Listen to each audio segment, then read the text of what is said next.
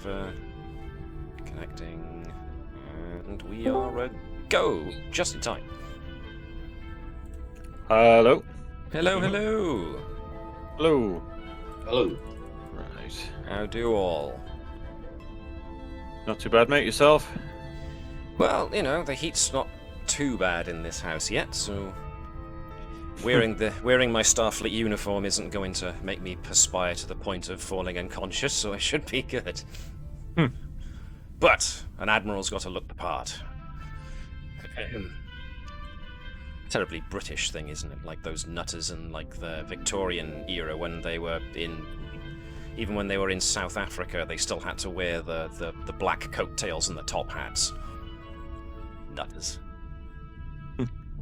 But a British man can't be seen outside without dressing like a British man. Or something like that. Again, idiots. Alright then. The only ones we're waiting on in that case, I say ones, there's only one we're waiting on, and that might be Marky Mark. So let me just send him a quick nudge. Unless, of course, I missed any message he sent us. Let's have a look. I'll just roll us back.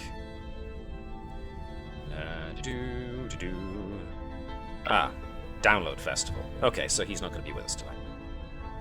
So we're going to be short our operations officer, but that's cool, we've got everybody else, so that's not too bad.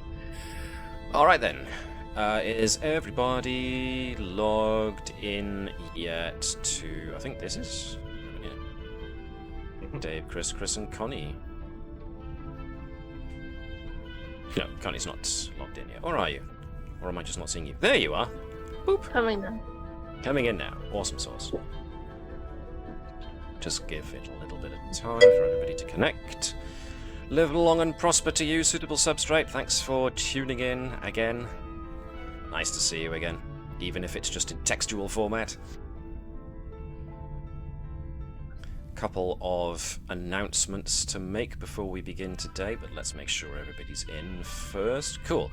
Everybody logged into Foundry and can see the landing page? Aye. Everyone can hear the engine rumble? And everybody who wants to be is logged into Sirenscape and can hear the plinky plunky. Yeah. Smashing. Well then, I'm going to quickly tune out the engine noise and then turn off the plinky plunky just so we can get ourselves started with our intro video. So, back in a few seconds.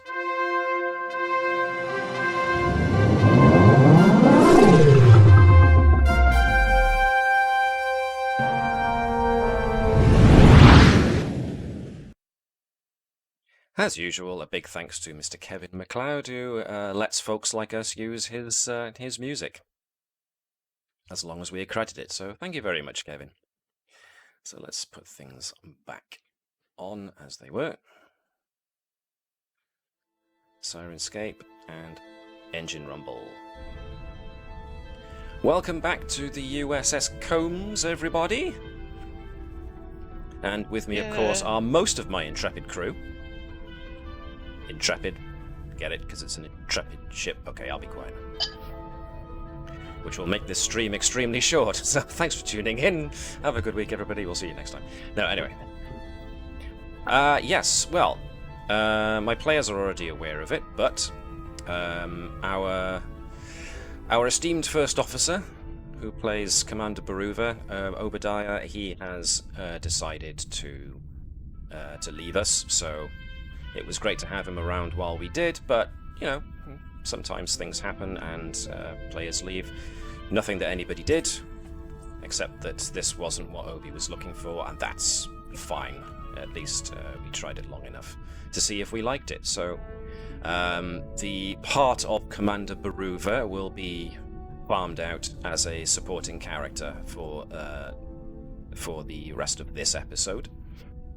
So whoever wants to will take turns doing whatever we want Baruva to do. So our first officer, Commander Baruva, is now publicly owned. He's now the communist commander. Or the socialist commander. I don't know. Politics, man. Somebody on chat give me a word I can use that doesn't involve, you know, genocide of lots and lots of people. But we do have inbound somebody who is going to be coming in and giving us our new first officer, and that will be next time in about 2 weeks' time. So Elizabeth will be joining us as Commander Trouser Hopkins. Community, thank you. That's a good word. Our community commander.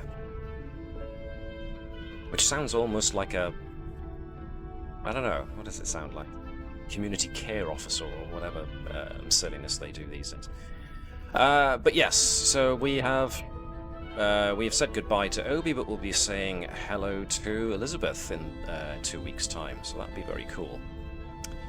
In the meantime, we have most of our crew. We do not have our operations officer, Mr. Pleasc, with us, as Mark is busy at the Download Festival, and who can blame him?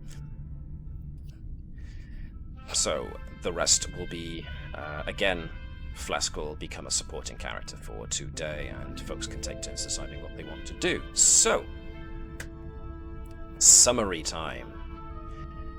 You guys, of the USS Combs, have been asked to investigate a signal which came from a ship from about 200 or so years ago, back in the distant part of, the distant past of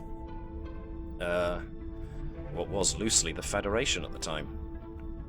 An old NX-class vessel, the Atlantis, has apparently been caught inside of a strange wormhole-like event. If I just switch this over quickly. That same wormhole-like event is also emitting intense gravitational waves, which has snared the Combs. So the Combs at the moment is operating on borrowed time until they can figure out a way to break free of the anomaly. But there's also the slight issue of trying to rescue the crew of the Atlantis. The Atlantis is currently stuck in the middle of this anomaly and is a bit battered and therefore might not be able to actually exit said anomaly. So the decision was taken that the crew was going to beam an away team over and see if they could get people off of the Atlantis. So an away team was sent, and we found out that the situation on the Atlantis is a bit more complicated than we might have expected. So, yes, the situation on the Atlantis is not good. The crew have divided themselves into 3 factions. The command faction, the engineering faction, and the science medical faction, who have each taken over different portions of the Atlantis ship. Now, because the crew comes from a time from around about the Earth-Romulan War, the ship is entirely crewed with humans who do not have that much experience with that many alien species. To wit, they don't even know what a Romulan looks like. And there's also tell that there's a shape-shifting alien intruder on board of their ship, which has driven the crew of the Atlantis into a paranoid panic, accusing each other of being the shape-shifting alien. Some factions believe that the shape-shifting intruder is an actual Romulan, again because they haven't seen a Romulan and don't know what they are or what they look like. Another faction believes that the shape-shifting alien is in fact some kind of Romulan bioweapon. And there's even others who believe that there's no shape-shifting alien at all. It's just some kind of mass hallucination brought on by electromagnetic interference influencing people's brains. So, who knows at this point. But you guys and your away team, you at least discovered on board the Atlantis, if we can remember where it is, the launch bay. You did discover in the launch bay an alien pod. Definitely doesn't match the designs on any of the shuttle pods that were around in the NX period, so there's definitely something odd going on. So, anything else? Let me think. Yes, the engineering crew... Sorry, the head of the engineering faction was Lieutenant Commander Darlene... No, Chief Engineer Darlene Phillips, who is in charge of the engineering faction. She has recently been taken hostage by the command faction under Lieutenant Commander Caitlin Mallory. So who knows what's going to happen there. This has left the engineering faction without an actual leader, so the only de facto leader at the moment appears to be an Ensign Lou Mendela, and the engineering crew are attempting to create some kind of command bypass, because at the moment the bridge is inaccessible. We have, of course, Lieutenant Pleasc and Chief Engineer Tavish, who are trying to help the engineering faction fit some kind of repair to the Atlantis so that maybe they can get out, maybe they can restore power. Who knows? We'll see what that doesn't engender. Meanwhile, the rest of the away team had journeyed to the Atlantis Science Labs in order to try and make contact with the Science Medical faction. You've already talked to the medical side of this faction, and it seems that the Chief Medical Officer does not have a very high opinion of the Chief Science Officer for whatever reason. And you had just found the Chief Medical Officer performing an autopsy on a crew member that exhibited signs of having committed suicide, but thanks to Dr. Sott's investigation of the cadaver, it appears that the crewman had actually died by blunt force trauma rather than suicide, so there's definitely something odd going on top of everything else. That's when you guys came to the science labs. One of the first things you saw was a very authoritative looking woman who was having a rather heated discussion with another fellow who may or may not be the Chief Science Officer, and there may also have been a pair of science crew who were towing away a body bag. And this is where we find ourselves, on the science labs.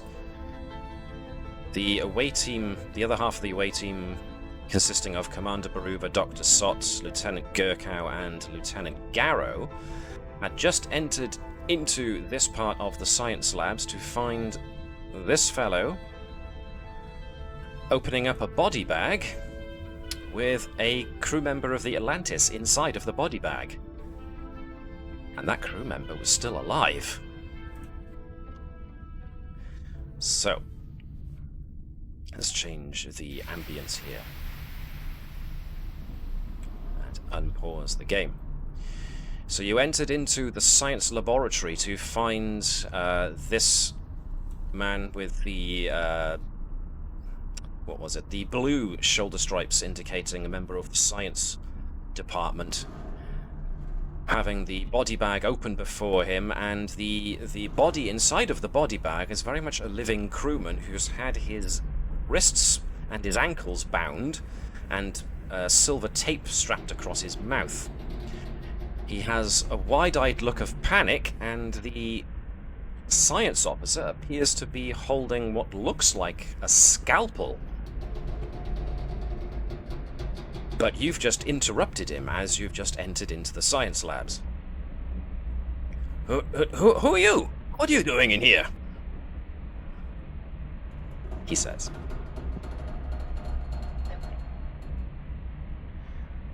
Who are you? What are you doing here, standing with that scalpel in your hand? I like it. No. Who are you? You're not wearing Atlantis uniforms. Some of you are aliens. He seems to go a little bit more wide-eyed with shock now as he starts backing up. and brandishes the scalpel. Romulans, he hisses. It was true after all. And you've still got a man in the body bag, giving Is the man shouts. conscious? He's very conscious. He's very worried. Very conscious. Cool. Okay. Maybe I suggest, as the first officer, as Baruva, like sort of training on a low setting, obviously training the phaser on the science officer and just asking to put the scalpel down. Ooh, okay then. The science officer backs away and slowly puts the scalpel down as he backs off a little further. Where did you come from? I'll have you know I am Chief Science Officer Shiro Takahashi. This is my department. What faction are you aligned with? We are from the Federation. We came to check out a distress signal. And, we haven't liked what we've seen. We're trying to get to the bottom of everything. But first we need to untie this man. Or woman. I'm not sure. It's a person. It was a crew man, so yeah. Just a crew man, let's go with male gender. Cool. I'm gonna go and try and untie him. Okay. Garo steps up.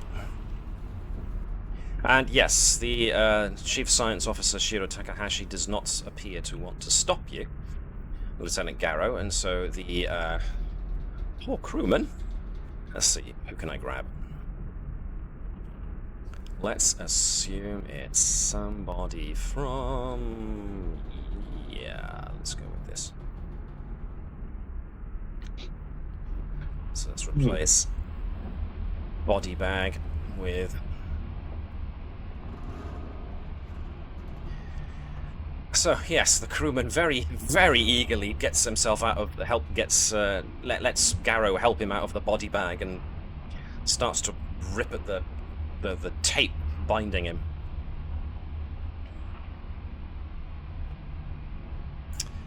Upon which Science Officer Takahashi continues. Well, I asked, what was your intention with the scalpel and this man? My intention? My intention is to save the crew, you stupid woman. How dare you! I wind up my fist in a threatening manner. So yes, Neshlel Don't hold me back. rears back. So Commander Baruva at this point might just kind of put his hand not on Neshlel. He's not that stupid. Just kind of in front, almost tentatively in front of Neshlel, just to not physically hold her back, just to try and imply that she should hold herself back. Baruva might also be looking towards Garo for a bit of help. We know what she's like. Pardon, Commander. Let's, So Baruva could be very much the case of let's just talk this out.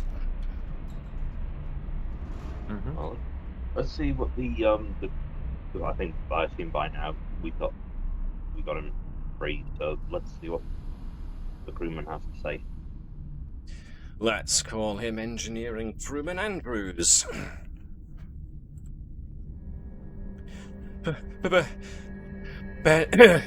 Ensign Ben Andrews. USS Atlantis. Registry 3. Oh god, I can't even remember my own registry. Alright. Lieutenant Commander. Garo Lisi of the USS Cone. How did you wind up here? I was I'm part of the engineering faction.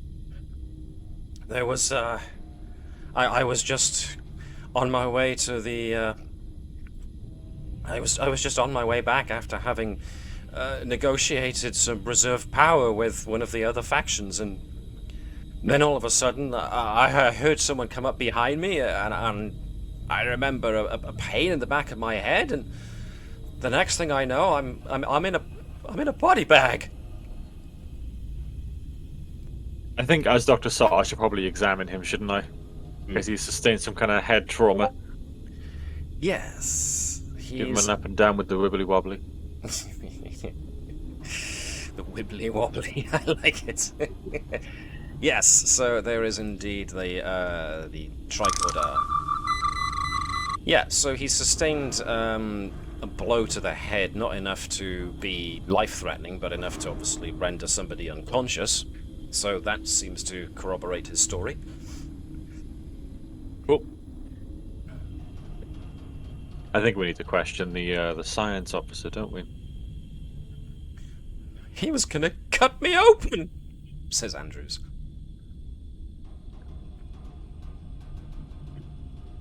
I was going to make you help me save the entire crew, you fool! Sorry, I talked over you there, Connie. Sorry. But how were you going to do that? I could find the shapeshifter.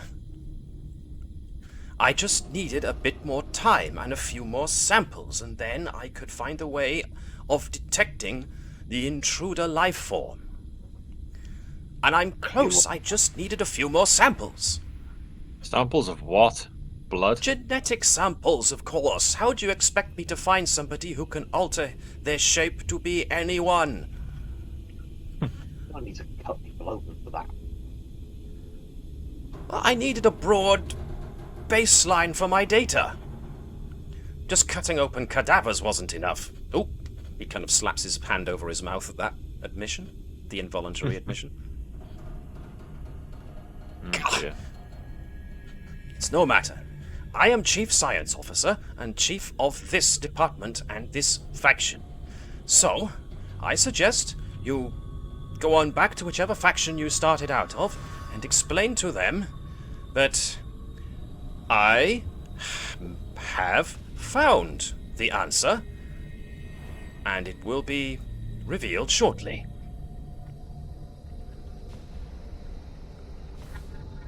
Anybody who wants to... Sorry, go on. That is not good enough. You must explain to us right here. Dr. Sott, can you also attempt to scan for these DNA anomalies that he's looking for? Cool. As luck would have it, if you remember last time, Mark's character, Lieutenant Pleasc, had his little hovering portable med scanner. And you guys had forward... Actually, hang on, pardon me. I'm getting it the wrong way round. You guys had found the alien pod with some traces of organic residue, you think, and had forwarded it to Pleasc for his medical scanner to have a look. You guys do actually have, therefore, what you think might be a coded gene sequence you could use on your tricorders, so... Yeah, I'll do that. As luck would have it, the science console is active. So you can potentially compare notes. So, by all means, whoever wants to attempt it, you can also aid another to attempt it. So this is going to be pretty much mostly a... Let me think. This is definitely going to be a reason and medicine check, I think. Then it would make the most sense to try that. Yeah, Dr. Sott is the best. But we can always have somebody assist. Let's see. Neshlel doesn't actually have any focuses that apply, but she can still try to roll... what did I say? Reason plus medicine if you want. Or... Baruva can try doing presence and command to offer assistance with the roll. However you want to do it. So basically, does Sott want to try it by himself, or does he want backup to try and help? I guess if help is going, I'll take Baruva's, Which for the... What Baruva said? Presence and command, right? Yeah, so he's basically issuing a those couple are- of orders, so... Those are good. Those are good stats. So, since he's just hanging around doing not much at the moment, we'll have Dave roll for Baruva. So that Chris can roll for Dr. Sott. Yep. Reason and medicine, you said, yeah? Reason and medicine for Dr. Sott. Dave, can I have you roll 1 dice presence and command for Baruva if you can? Can you actually access him? Yes, I can. Cool. Boom. So there's 2 successes already. I'm keeping the actual difficulty number to myself for the moment, but that's 2, which is not bad at all. Is there anything we can use? For Baruva, I said presence and command, but not as far as focuses go. Although, xenoanthropology would probably work here, actually. So yeah, a focus can apply.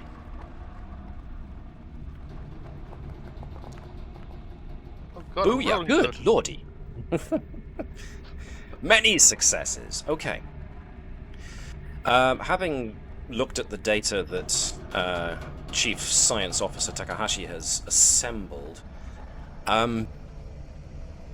yeah, you don't think he's anywhere close to being able to identify the alien amongst you. Especially because there's not even an alternative genetic sample like you've found. Now that could be down to the fact that, you know, these guys are 200 years out of date, and you've got much better sensory equipment than they do. But all the same, you would expect a chief science officer to have some kind of baseline data to compare against so that he can rule out who's human and who's not, and he doesn't. He's got 1.5 tons of genetic samples from various members of the human crew, and unfortunately some of those look like they were alive when they were tested.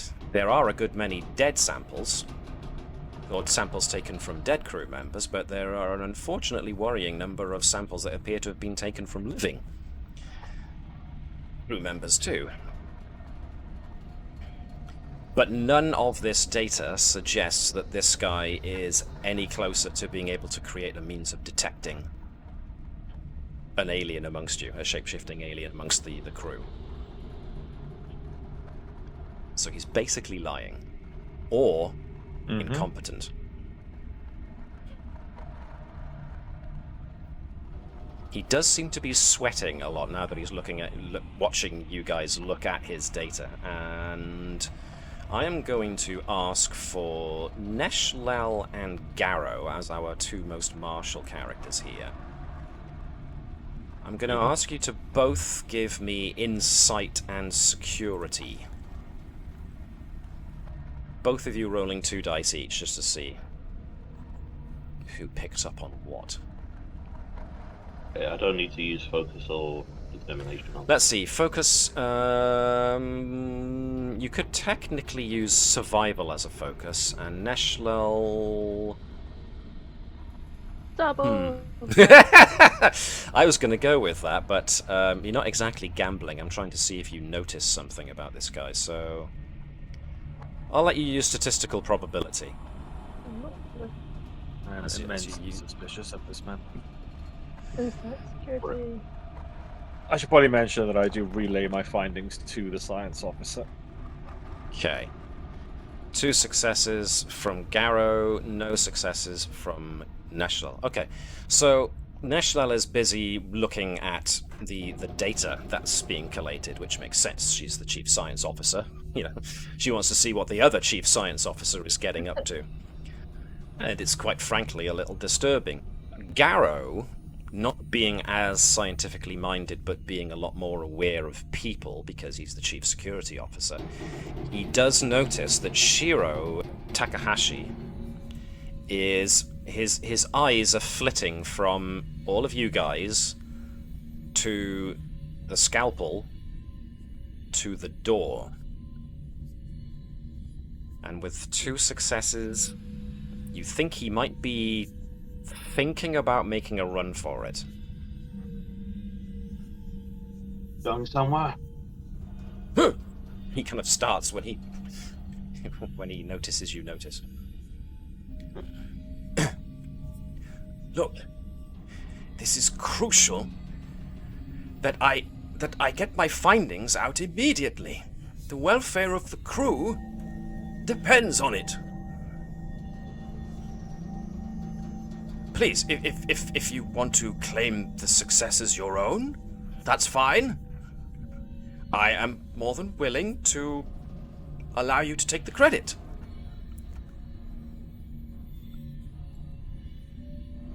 What would you like to do?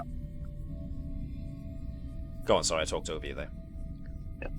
I'm just basically telling him to step away from the scalpel. Okay. He's visibly sweating. This guy...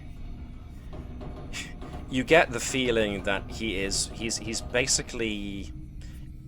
Even though you imagine, even at this point in the past, it takes a certain degree of courage, let's say, or guts, to throw yourself out into the vastness of space and take your chances. This guy does not strike you as a fighter whatsoever. He's basically a lab nerd, chief lab nerd.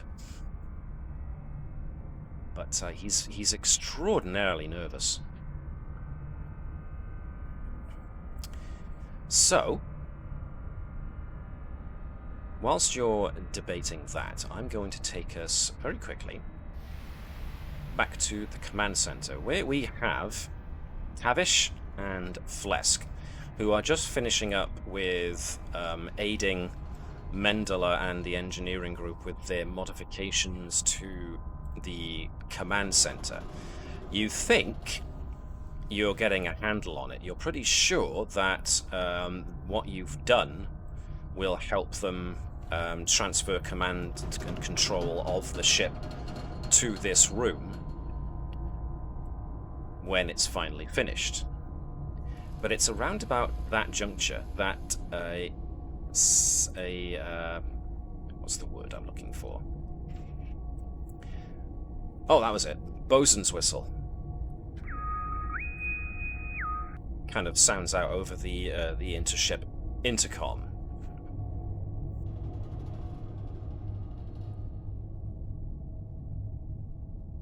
This is Acting Captain Mallory speaking.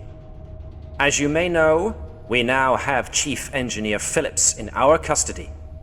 She stands accused of mutiny and may very well be the alien intruder, which would explain a great many things about her behavior as of late. A military tribunal will convene within the hour in the main conference room on B deck to determine the Chief Engineer's innocence or guilt. Those who wish to attend must relinquish their weapons to Lieutenant Parrish upon arriving through the computer core. All other access points to this deck have been sealed. That is all.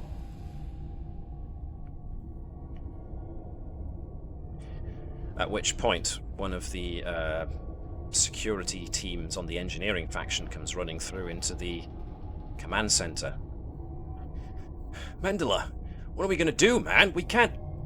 You know what Mallory's going to do. This is a sham trial. She's gonna space Phillips or something. I'm getting that right, yeah. Phillips. Mallory's gonna space the chief. We have to rescue her. I know this adventure. I've been going over my notes about it. Well, yes, this adventure is from the module. These are the book. These are the voyages. So, yeah. Hope you're enjoying it. Well, are you guys enjoying it so far? Mm-hmm. There we are then. Yep. Very much so. So, back to the story. Mendela looks torn over the news. But crewman Nils... Cheers, Trek Wars and Fantasy. Nils turns to Mendela. Lou, we've got to do something. Look, at least let me round up a few of the guys. Maybe we can stage a rescue attempt. We can go in there and try and break out the chief before she's shot out of an airlock by Mallory. Mendela just kind of looks despondently down at the console in front of him. Yes, Dave, sorry. Says, do you think that's a great idea? You're putting her life in danger and other people's lives in danger. including your own.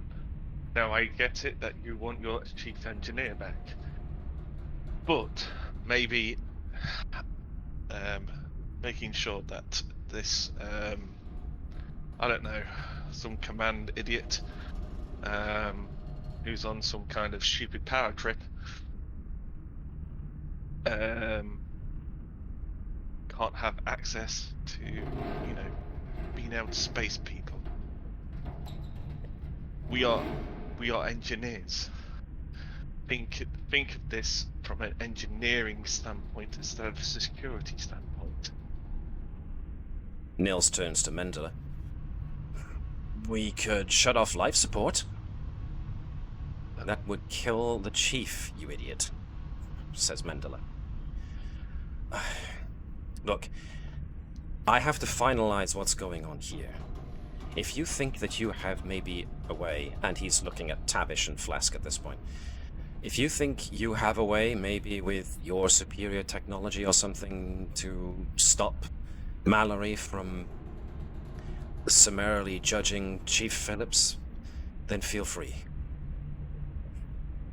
I'll remain here and see what I can do from here. Maybe if I can finish up our attempt to route these command and control through to here, might be able to persuade Mallory to give it up. In the meantime, Yes. maybe you should rendezvous with the rest of your crew members and see if you can devise a way of maybe saving the chief. Oh, alright, before I go back to my colleagues, can you give me an idea where, or as I'm not familiar with your ship, an idea where I can make sure that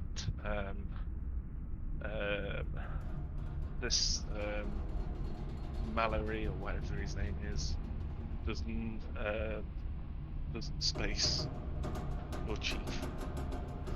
As in Right. the controls to the controls. Or I guess he has controls. I want to make sure he doesn't have access to them. That might be a bit difficult. The command faction control the computer core. So they can turn on and off function too. Now, as the engineering group, we have the ability to divert power. But that won't stop them being able to access the repressurization system and open one of the airlocks. In all likelihood, they're going to stage this mock trial on sea deck, which they control. Okie dokie. Actually, pardon me, that should be... I think it's probably A deck, actually. Let me just confirm that. I'm just going to do... If anybody on chat knows where the...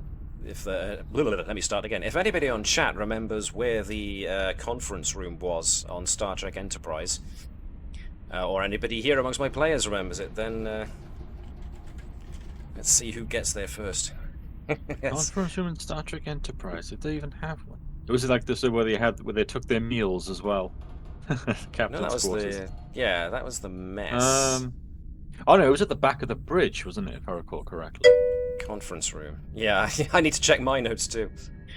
I think it was like literally the other side of the bridge. And if it was the other side of the bridge, then that suggests that's A deck. So let's go with A deck, which makes a lot of sense because nobody really holds much of A deck ever since the bridge was basically cut off. After, apparently, in case you guys don't remember, or in case I haven't already mentioned it, the Atlantis bridge had to be evacuated since it's the dome of the bridge had started to crack, and it opened itself up to the vacuum of space. So the bridge is currently unavailable, but the rest of A deck, including the conference room, is still usable. Let's go with A deck. A deck at the moment is neutral-ish territory, but in order to get there, you have to go through the command faction's hold of B and C deck.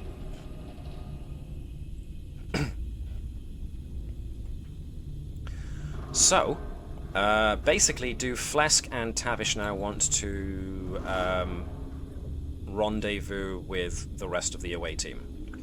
Yeah. I think that'd be a good idea. Do they want to take anyone from the engineering faction with them? Or are they going to leave the engineering faction to do their own thing?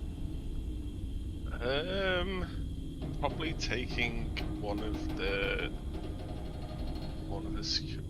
yeah. Take Nils? Nils and yeah. Security Them bot. two. Okay, cool. Yeah. So let me take these guys, and you guys are going to be having to go down to the science labs. Thankfully, not far. You're currently on D deck. You just basically have to go up to C deck, so Nils can show you where to go.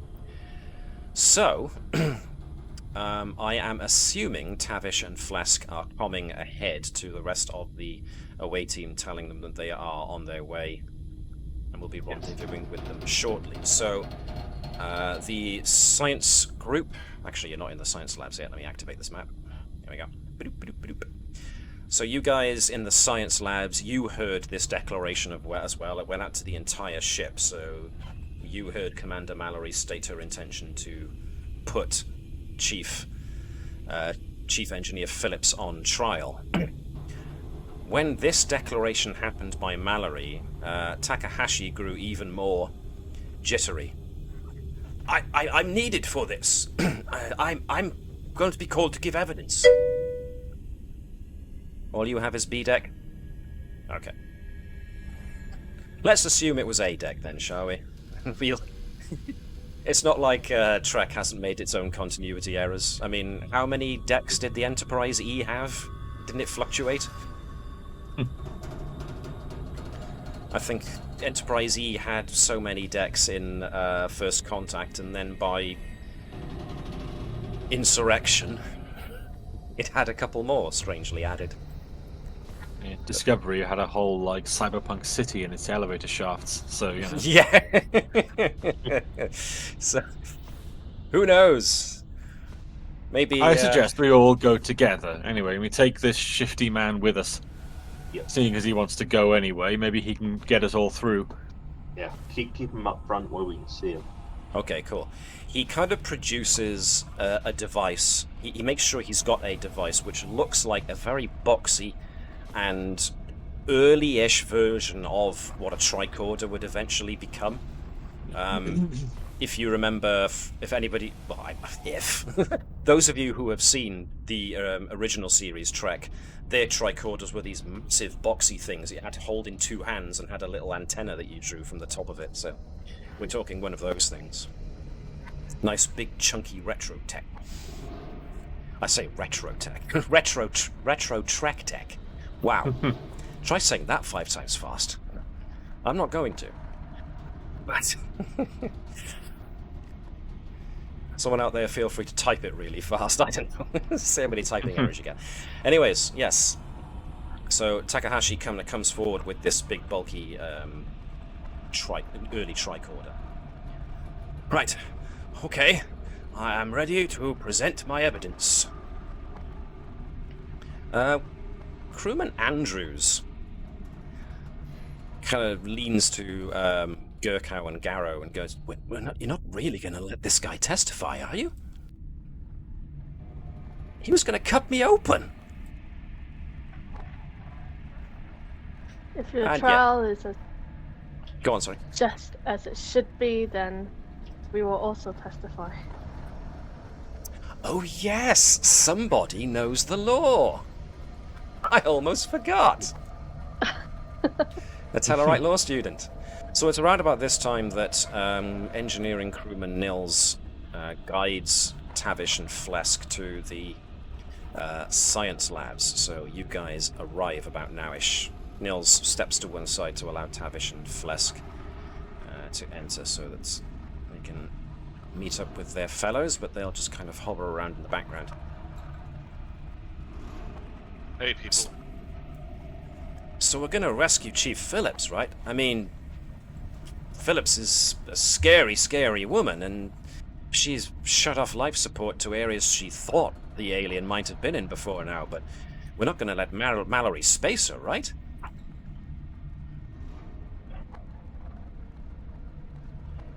Takahashi speaks up. If she is indeed the alien, which I might have proof that she is, then justice will be served. You're a bit shady, aren't you? As long as that, Little as long as that difference doesn't come the end of the scalpel line. I'm afraid where we come from, justice doesn't mean shooting people out of the, well, dock, space dock, or whatever window there is. You guys definitely get the impression that Takahashi is very much trying to reassure himself. So, Lily just steps up to him. he visibly shrinks back as she does. Kind of looks him up and down. Kind of just gives a Not impressed. disapproving look, and then just walks back to where she was. Okay. So, says Baruva, what are we going to do?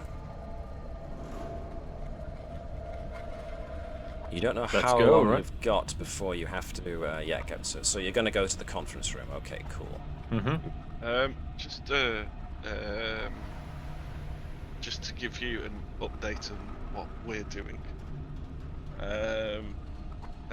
Shady guy over there. Yeah, I'm looking at you. He doesn't say anything, he just shrinks. Walk away, I'm talking. Alright, let me get back. He definitely starts to back up and makes sure that the desk is between you and him. Let's check. Have I got Nils? Here he is, all the way over there. Which means that could be that guy. So cool, okay. Go on, yeah, sorry. Tavish will just basically give them an update about what's been going on at engineering, about them trying to get command control back in engineering. So the engineering corps have. So you're telling that the engineering corps are looking to try and free their chief? Yes, as well. Yeah.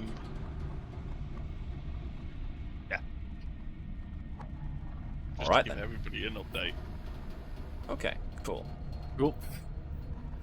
So, what are your thoughts going into this? Do you have any plan in mind, or are you just going to turn up and see what happens? Maybe we should have a discussion on what we've found so far, just so we know what we're getting into. Yeah. So we know we've got the DNA, traces from the pod. Is it something we can scan for in people's other life forms? What you got last time was just a residual trace that unfortunately that area had been open to vacuum for a long time, so it had been basically flash frozen. So you've got something, but without actual living tissue. We've just got fragments. Now the alien tissue was different enough that it's possible you could use it as a means of identifying it, but if this thing is able to change its appearance, it won't be able to change its baseline genetics, but even so, what you've got is a trace, so you could, with some work, try and configure your tricorders and medical tricorder to try and pick up something akin to the alien genetic code if you wanted. I would like to attempt that. Hockey dokie. You Please. will probably more than likely need somebody with some kind of engineering know-how to help with that, because you are altering the function of the tricorders into this specific whatever. So this should be a group Collaborative effort I between think. A myself and collaborative effort, Tavish. yes. Probably, if somebody else wants to contribute as well. That would be cool. I mean, once again, Neshlel can contribute using her statistical probability focus to make sure that there's... Because some of it's going to be guesswork, so using probability as a way of trying to... use basic probability maths as a way of trying to narrow down the focus of how well you can get this and how accurate you can get this scan could probably be a good idea. Garo himself doesn't have any focuses that really apply here. But Baruva could, as usual... Actually, no, it's Pleasc that's the one that's got parent figure, so if he helps, then you can ignore the first complication you get. What has he got that could help? Transporters and replicators. Life support systems. Huh. It's a stretch, but... It is a big stretch, but I'll let it in anyway. So, this is going to be an interesting one. So, we can have Tavish... Ooh, who's going to be chief of this? It would make sense for either Tavish or Sott to be the primary task roller. I'm going to go with Tavish. Yeah, because you're doing something very medically centric. I'm going to say Dr. Sott is going to be the one to roll 2 dice. Okay. So this is very much going to be... Now, is it going to be reason or is it going to be insight? Because you're not exactly... You're going on a fragment, so you're going to be going on... educated guesswork. I'm going to have to say, yeah, insight. Insight and medicine makes sense, because you're going more on gut feeling and experience to try and configure this. And as such, it has an interesting chance of going wrong. So I'm going to spend a threat to up the complication range from 20 to 19 and 20. Tavish, you're basically trying to help make a change to these tricorders in order to get them to be able to scan for this partial alien DNA. So you've luckily got a focus on computers, and you're essentially running a computer algorithm on these tricorders to try and get them to do... Whoop. Okay, Chris is already ahead, he's eager. Boom. So let's get... I'm going to say daring and engineering here for Tavish, and she rolls 1 dice with focus on computers, because you're basically helping program the computer algorithm to scan for this. And... finally... Whoa! Hell's bells! 4 successes! Rolling well! Boom. Do we need Pleasc at this point? I don't think we do! So yes... Tavish did some engineering and it worked! I know! So, Tavish and Sott are working on the tricorder, the 2 tricorders, and using the Pleasc is about to recommend something as he kind of peers over both your shoulders and go, actually, maybe if you tried some of this, and you both basically lift your shoulders up so Pleasc can't see. We got this! We got this! Hang on a second. And then he looks down at what you're doing and he goes, oh yeah, you do got this. Okay, never mind. Pleasc just kind of steps away. And, yeah, so... Sott and Tavish, I believe they've created a reasonably good bioscan. And Pleasc will volunteer for this this computer algorithm to also be uploaded to his little floaty medical scanner, which kind of just hovers around the place and scans people at seeming random. So that could be useful. But yeah, Tavish is just as surprised as anyone else that she managed to make this happen without blowing the tricorders up. Well done, Dr. Sott. Thank you very much. I want to scan this man. Alrighty. This man is my guinea pig. I am insanely... I want to scan this man right now. I like the way that Sott is moving back and forth, going, I'm having a good old look at every little bit of you. Nothing shall escape my view. Are you an alien? Are you an alien? If I look at you from this angle, are you an alien? Do you mean this man? This man. This man! Oh dear. Right. Using that scan. So this is definitely going to be...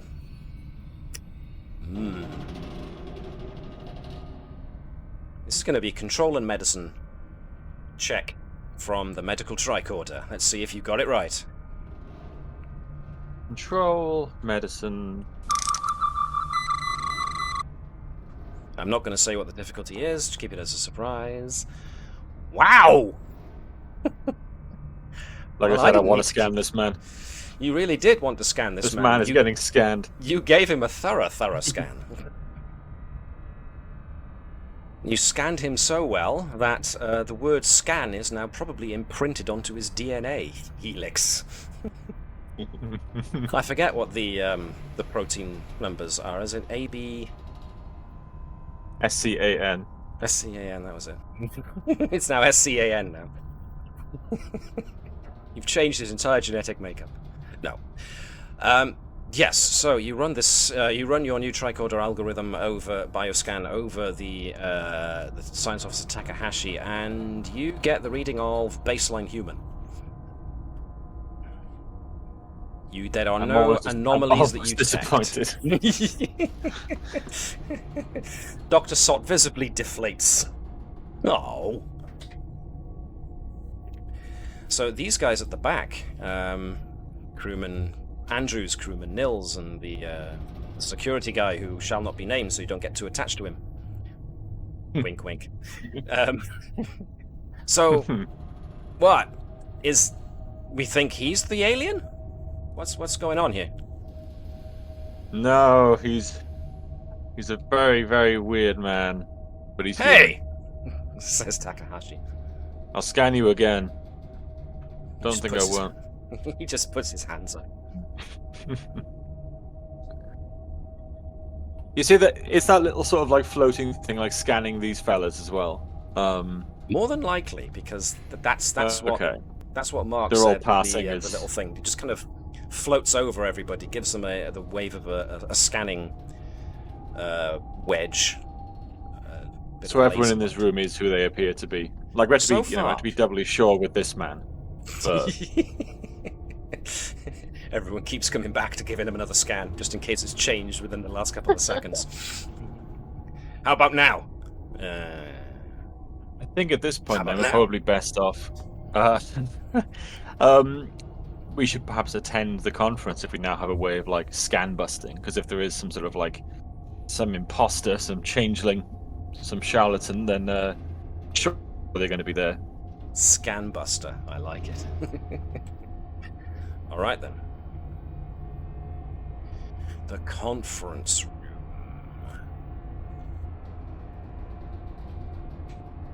Let's take you to the conference room.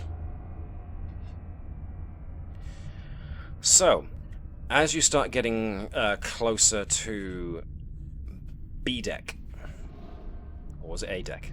No. When you get to B deck, you are met with a load of security that the guys that you're traveling with from the engineering faction will identify as being security members aligned with the command faction.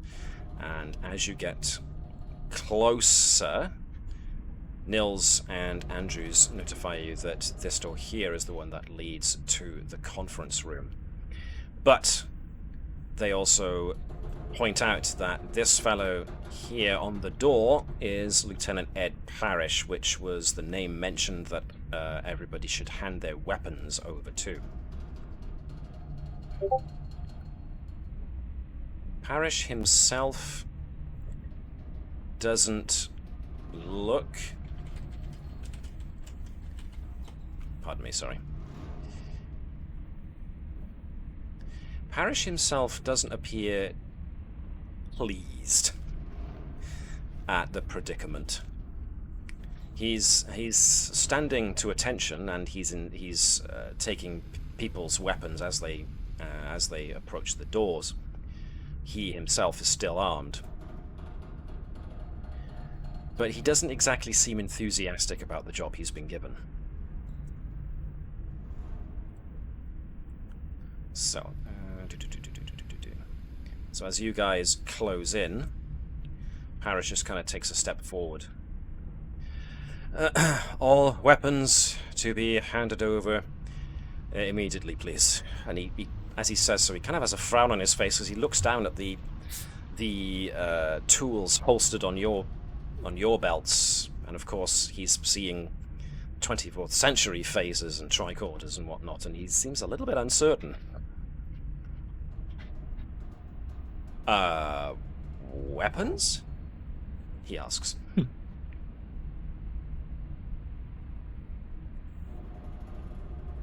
No, this is an engineering tool.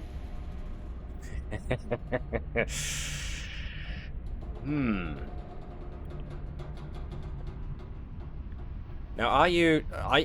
how much of a tinge of sarcasm is there in that statement, or are you actually trying to lie to him? I'm not too sure. All right. I am gonna go Deceived with... even himself.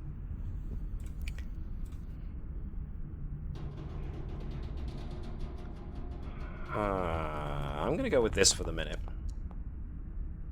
Okay, I got 2 successes. I want Tavish to give me a control and security check to see how well she can lie in this tense standoff of a situation. Can I have experiment? No, I'm joking. No focuses. Yeah, not really. None of your focuses really apply. Yes. Warp engines. No. I like the attempt at reaching, but unfortunately, lying to 200-year-old crewmen of an old pattern ship is not there on your focus list for some reason. Was it a presence roll? Sorry. This is for Tavish. So it's to roll. control security. Beg your pardon. So this is basically Lieutenant Parrish trying to see it. Yeah, he doesn't believe a word of it. And we have Commander Baruva. Can you convince them that we won't judge. We're here and we're impartial assistants. Okay. Alrighty, that sounds like a good use of Baruva's command and charisma, so yeah, cool. Anybody want to assist Baruva, or do you want to leave Baruva to try and smooth things over with peeps? I'm not sure if there's anything I can do. You're saying no, Lily doesn't. This would be a really bad thing for Lily. Yeah, I've already been found out. You've been called out once already, so let's not make the situation worse, aye? This sort has a warm welcome, but I guess. Yeah, it's presence. Yep, presence and command. This is going to be from Baruva. So, who hasn't rolled much? Let's have actually Chris Bell. Garo hasn't been doing much, so we'll let you do. Baruva. Okay, So- Baruva. So he is going to use presence and command. He has got disarming nature. So this is technically a social conflict, so it's going to reduce the difficulty to basically make these guys trust you enough to To keep your Presence equipment. Okay. And I need to use a focus here, don't I? Yeah. Yeah, I would imagine yes. He's going to use his diplomacy. Yep. Or his negotiation would be more appropriate, actually. Okay. I don't need to use determination or values and just. Well, that depends. Do you think he's going to push all of his determination in this to ensure that you get a good result? His values are leadership is listening, details are the bedrock, all parts matter, and allies are strength. Okay. Which one do we think?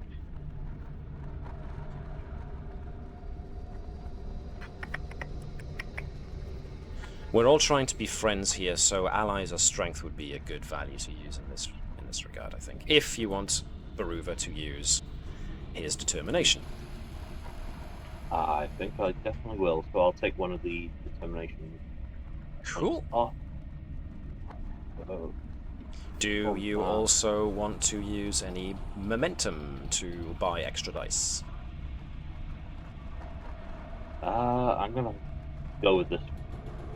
Go with it I'm as gonna it. go So, ahead. No. Go for it. We've got 6. Just yeah, you do have a full momentum. roll. So. roll everything. Okay. Yep. Roll everything. So I'll take the momentum points off as well. Okay, so a momentum goes out of the pool, which means you are rolling 3 dice. Check the box for using focus and check the box for using the word determination. Okie dokie. And roll it. Roll in raw high. Oh! Station 5. Right. Nobody was Right, assisting, okay. therefore can't do anything there. But you did get 5 successes. But there was a complication.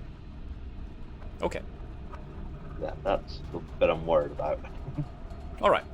So Baruva uses his silver tongue to and his very gentle voice to talk to this guy. And Baruva, like the rest of you, has very much got the impression that Lieutenant Ed Parrish kind of seems like he's not happy about the position he's been put in. And so Baruva plays on that and tries to persuade him around.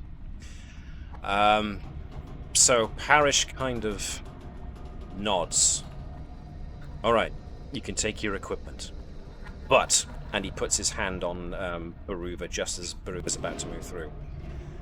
The weapons stay with me. The other equipment, you can take in with you.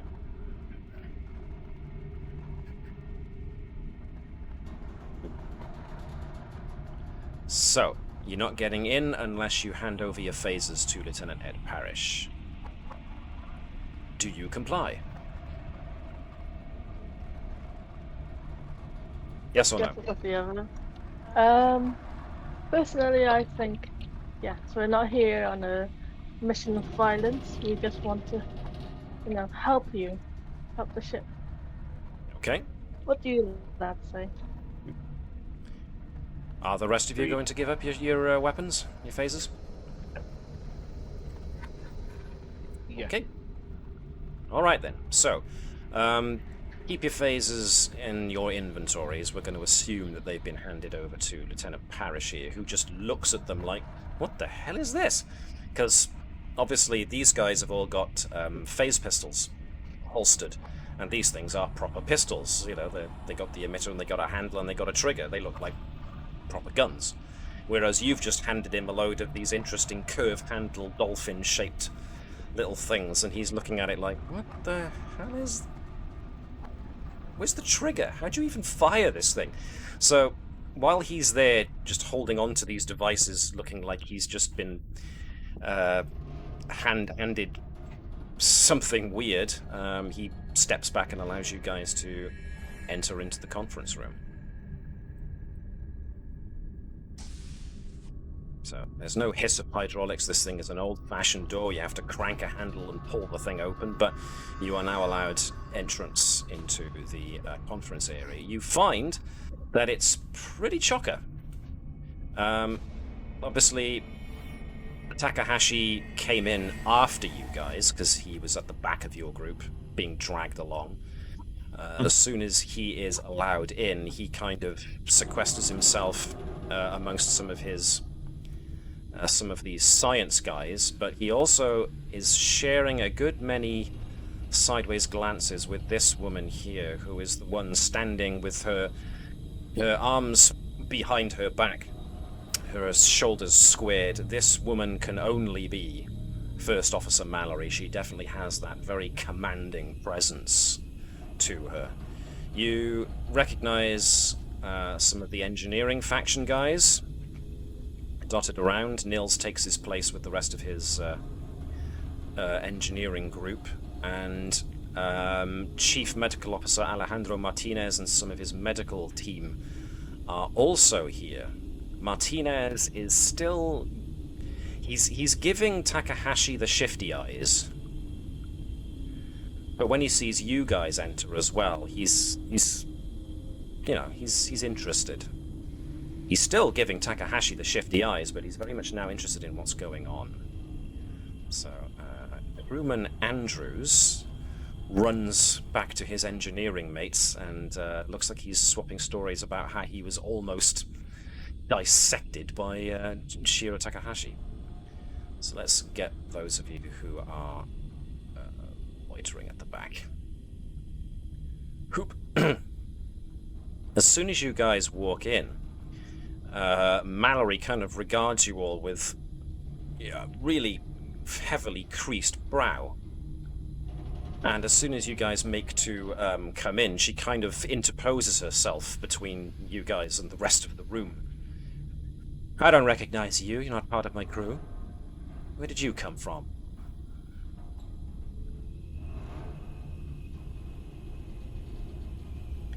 So, I'm assuming that you guys are going to give her the same skinny that you've given everybody else. Yep. We received your distress call, Mm-hmm. You're trapped in a thing, we're also trapped in the gravity well, we want to try and help you get out. Okay. Mallory Where we just- come from, Sorry, we greet each other with a scan. Come here. Mallory just kind of, as Pleasc's one is busy doing the little bot is doing the rounds around the room. So Sott is just going to get out the tricorder and just scan her up and down right from the get-go. No handshake, no introduction, no subterfuge. Just get it out and wave it in front of her. That's how we do on Bolia Prime. Excellent. This is how the blue folks roll. So, yeah, Mallory expects a handshake. Instead, what she gets is a vice waved in front of her, and she kind of looks at it. Then she shares a look with Takahashi, who just kind of shrinks backwards. And she regards Dr. Sott with a bit of a cold stare. But the reading comes back as baseline human. Meanwhile, Pleasc is keeping an eye on his little bot as it's flying around and giving people, waving the little scanning beam over people. And so far, Pleasc is noticing that it keeps beeping green every time. I mean, a couple of people it beeps red on, but that's because they have burns, abrasions, they're a bit dirty, some of them are a bit malnourished. So, it's not foolproof, but there's that. Well, says Mallory, I assume you're here to see justice done, just like the rest of the crew. Very well. Find yourselves a seat, and the tribunal will begin momentarily. And Mallory kind of takes a step back and looks expectantly at you. So, you guys can position yourselves wherever you want to position yourselves, wherever you think is best. I want to sit next to Science Officer Shiro Takahashi. Is Neshlel basically Keep my eye on it. Is Neshlel basically just walking straight up to Commander Mallory and just standing right next to her? No? Okay. Behind you, don't worry. I was going to say, No. the balls on this girl are amazing. It's like, hi, I'm going to stand right here. You're sitting yourself... Right. Making sure that she doesn't try and reprogram anything else lower. I couldn't quite make that out, Chris. Could you say that again, please? Sorry. Sorry. Yep, sorry, I was just positioning myself next to Tavish to make sure that she doesn't blow anything else up. And here I thought you were watching Mallory. No, you're actually watching Tavish. Okay.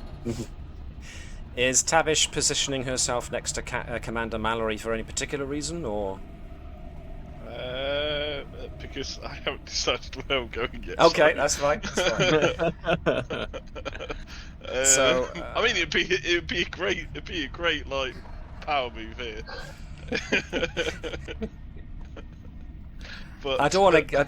Sorry, I don't want to get vulgar here, but it's also like comparing bra sizes almost at this moment in time. But there we are.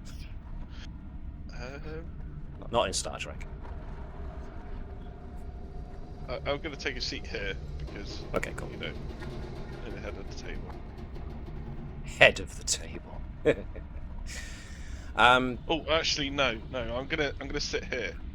Because that's kind of with the engineering group anyway, and that is at the very head of the table, looking down. So, as such, is Garo going to stay covering Tavish to make sure she doesn't do anything silly, or is he going to place himself somewhere else in the room? I think Baruva will at least keep himself close to Dr. Sott. Because, you know, the two calmest people in the room, more or less.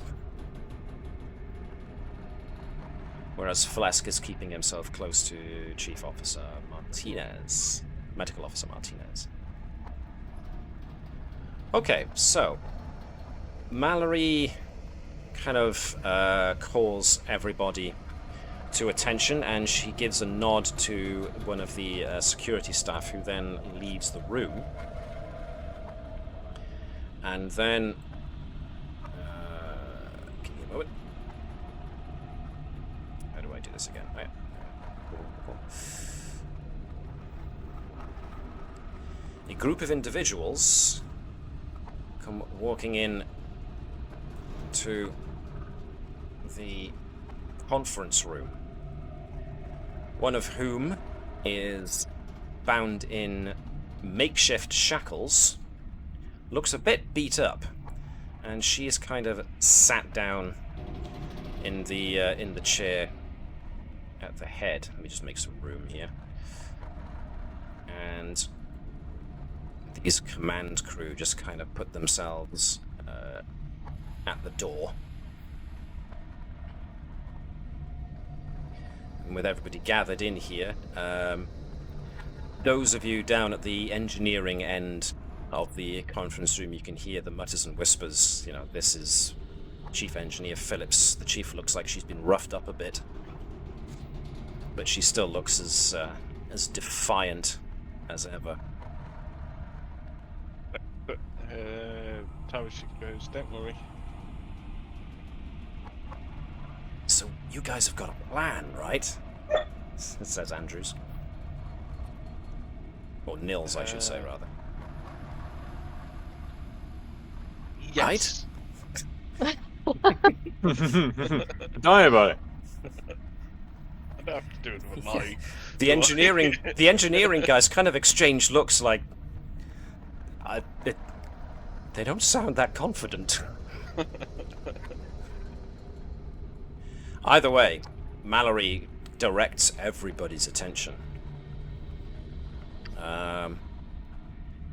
There's a very present sense of unease amongst pretty much everybody. Even the gathered command faction look a little unsure, but they're all very much staring at Phillips, but also at you guys, which makes a certain amount of sense because you guys definitely stand out amongst all of this. And Mallory then starts to walk back and forth and gives her opening statement. Chief Engineer Darlene Phillips stands accused of mutiny and insurrection She is accused of holding this ship and its crew hostage through control of the life support system and other essential ship functions. You are also charged with the murder of dozens of your own shipmates, if indeed they are your own shipmates, and she is not, as I believe, the alien intruder.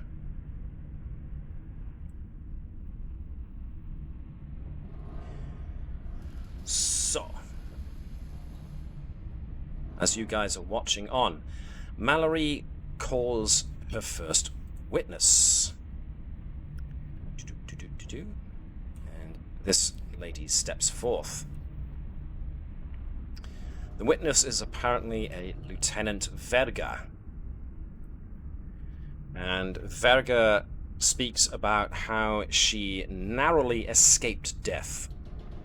Apparently she was in the sensor monitoring station on G deck when the chief engineer shut off the life support and sealed the entire deck. Verga was able to make it through an access ladder before the emergency bulkheads were shut behind her. And in her closing statement, Verga says that she can still see her shipmates gasping for air in her dreams and still hear their cries for help as they suffocated.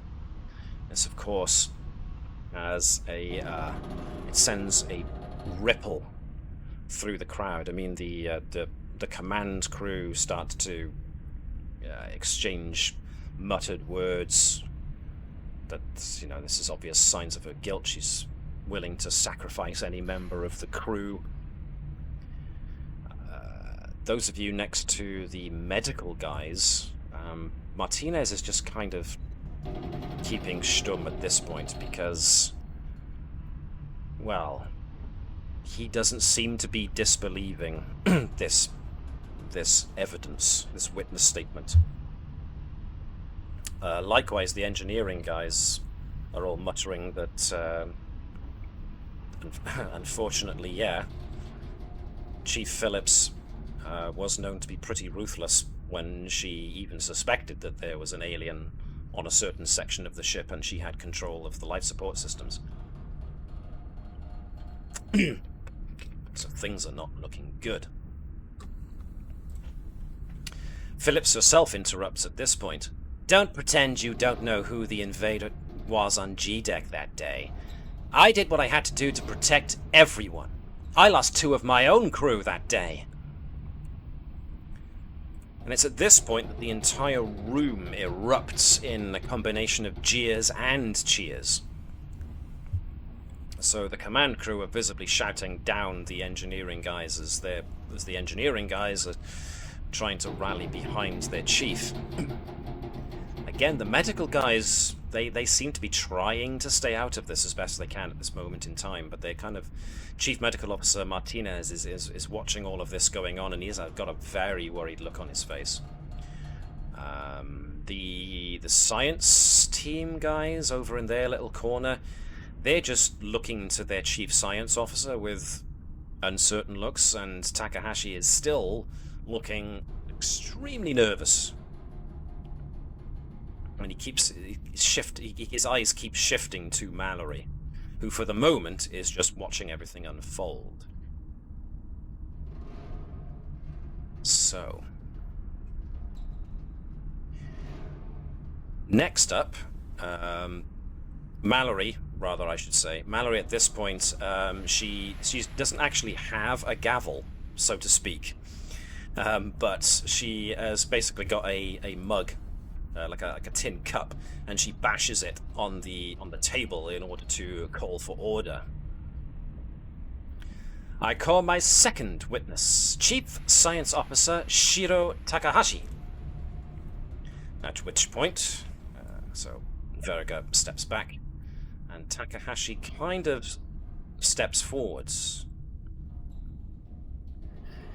And Takahashi kind of tugs at his collar a bit as he's directing nervous glances in you guys' direction. And he produces his tricorder, his boxy tricorder. I have... And he looks at Mallory, who just impassively stares back at him. I have successfully completed work on a detection device. It is a modified bioscanner, and I have devised a way to distinguish alien from human. This causes a ripple of murmurs that go through the entire crowd. He squares himself up. He directs his device and scans the chief engineer. And there's a little chime that goes off from the device. It is a confirmed reading. The chief engineer is the alien intruder. And the room erupts. I would like to corroborate that. You want to corroborate? Whilst everyone else is kicking... As in, like, whilst everyone else is kicking off, I'd like to go and scan myself. All right. Confirm it, I should have said. As Sott gets up to start going towards Takahashi, Mallory nods at one of her security guys, who very much interposes himself between Dr. Sott and Takahashi, who himself takes a step back. Who are you? We haven't called you as a witness. I'm a doctor. And we also have technology that can detect alien life forms, or changeling life forms, whatever you'd like to call them. So That's you what say. That's the scanner I've been flashing around for the last hour.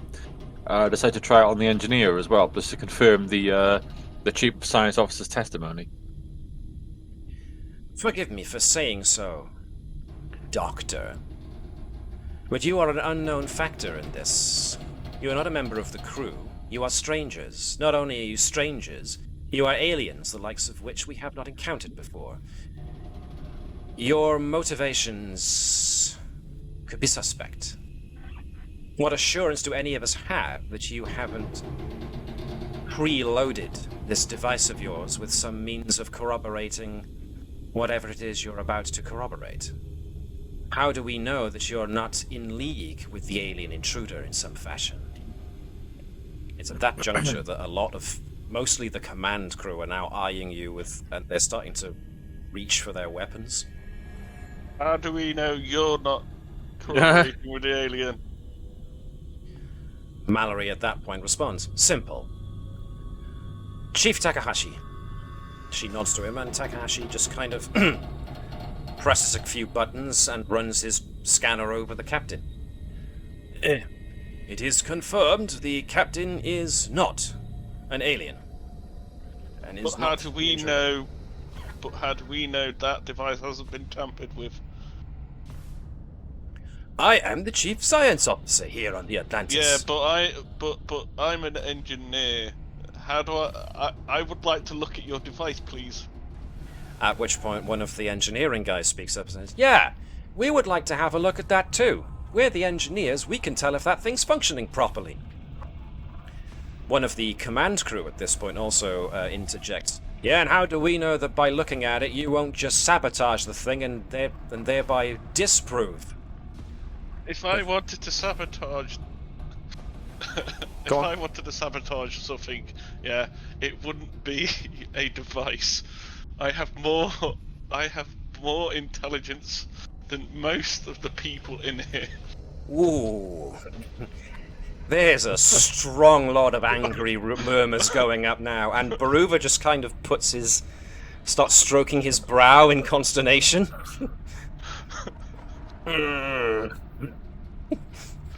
He looks over at Dr. Sott for like, now what are we gonna do? Look, I'm not here to cause trouble. All I want is to make sure that device is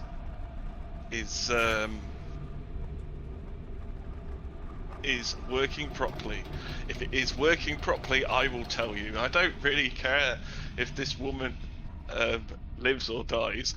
I just want to make sure that this is a fair trial. Or do you have a problem with that, Commander? How do you propose But we do so in a fair and obvious manner, then. Engineer. I will walk you through exactly what I'm doing. Every single step of the way. I will explain it in a way you will understand. There's a couple of murmurs again around that. Hey, is she calling us stupid? I won't use big 24th century words. Now, Takahashi is so now looking at Mallory at this point.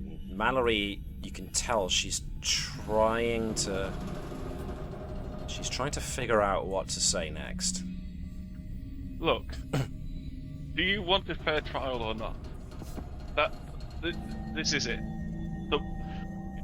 Look, this whole ship is ready to pretty much go at each other's throats. As a, they're not Starfleet, are they? These guys are not.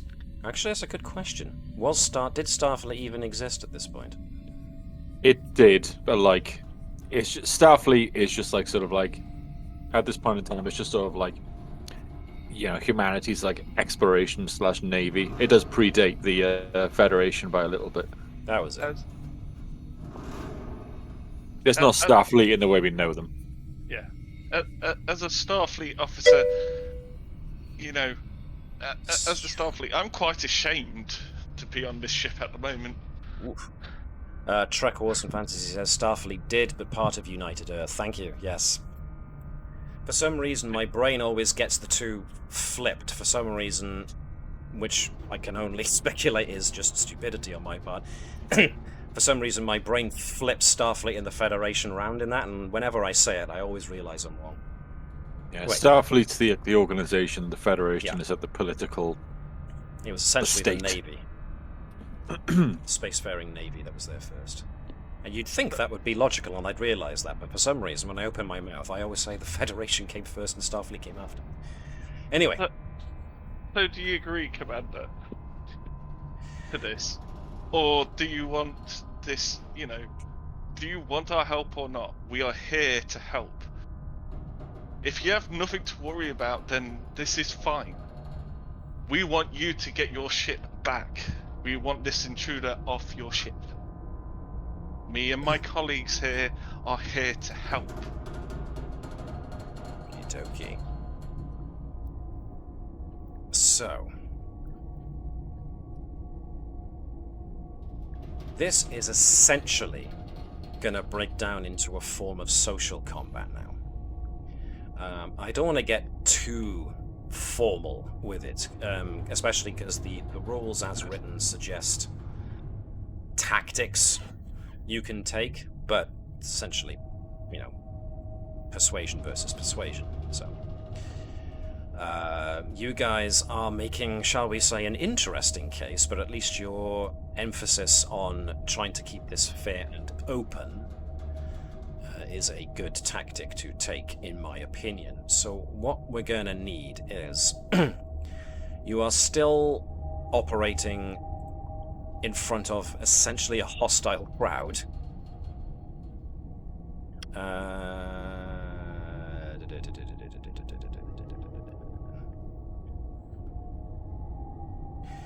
So the difficulty to try and persuade people to your way of thinking is going to be set to 5. This will be the task to see if they will give you the chance to do this thing where you're going to break open the devices and explain as plainly as you can, take them through the operation of them. So first we want to see if we can get somebody to do such persuasion. Now the obvious leader of such a persuasive attempt would definitely be Baruva, because his presence and command are pretty high. Dr. Sott's presence is nothing to be sneezed at either. Tavish's isn't too bad either, and Tavish was the one making the case. So I will say, let me see, if it's 2 from Baruva, 1 from Sott, 1 from Tavish, we've got room for 1 more. either Garo or Neshlel could try and add something to the argument to see if they can persuade guys around to allowing you to do this. Break open the devices and show how they work. Tactic.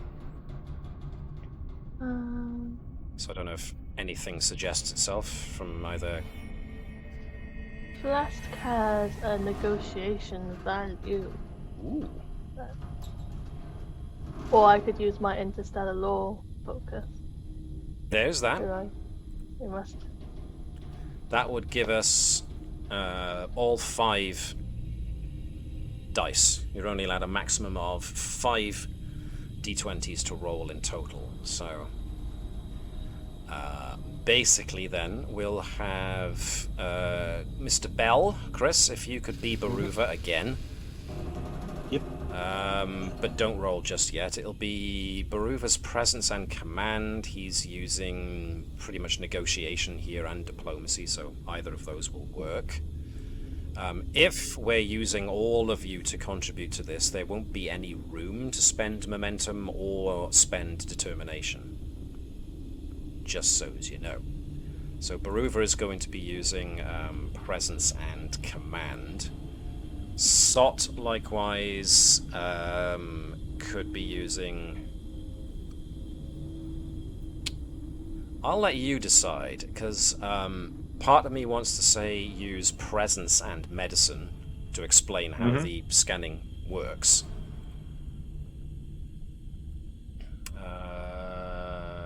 Coordinating others, referring to a course of action. Yeah, because your Doctor's Orders talent allows you to use medicine instead of command, so that will help. So 1 dice from yourself.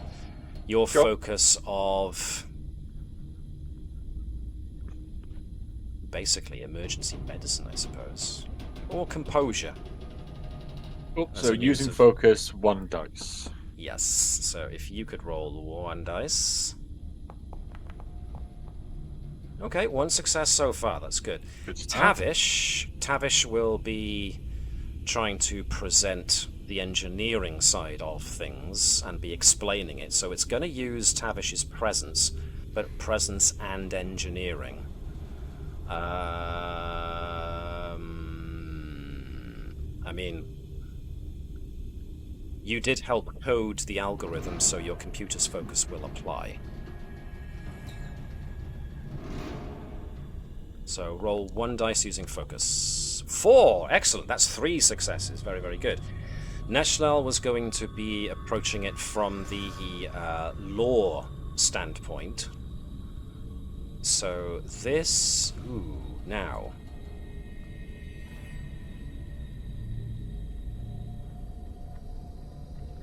I would be fine with you using reason and command for this with your focus on interstellar law. Because even if those laws weren't written at this point, there's still enough similarity that you could bring it to the table. So 1 dice with a focus. 1 success, rolling very well. So now it comes down to Chris rolling for Baruva. 2 dice with his focus. Okay, going for it. No pressure, but it's all on you. Oh, Baruva. Oh dear. Okay. Okie dokie. I stuttered there.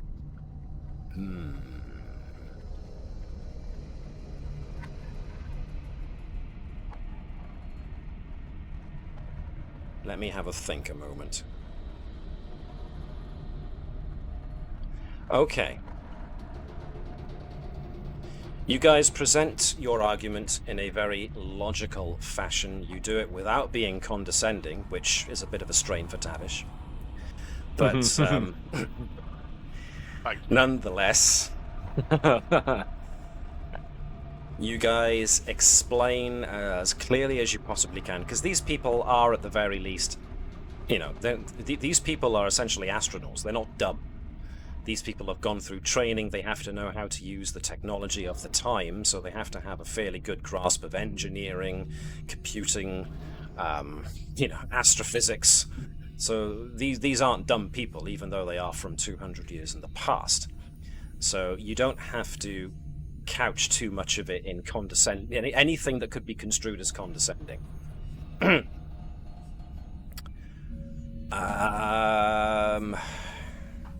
And of course, you've got the added benefit of Neshlel being able to coat it in. This should be as allowed evidence because we are essentially the second opinion that should be allowed because you're all scientists and science is all about being able to prove something by repetition.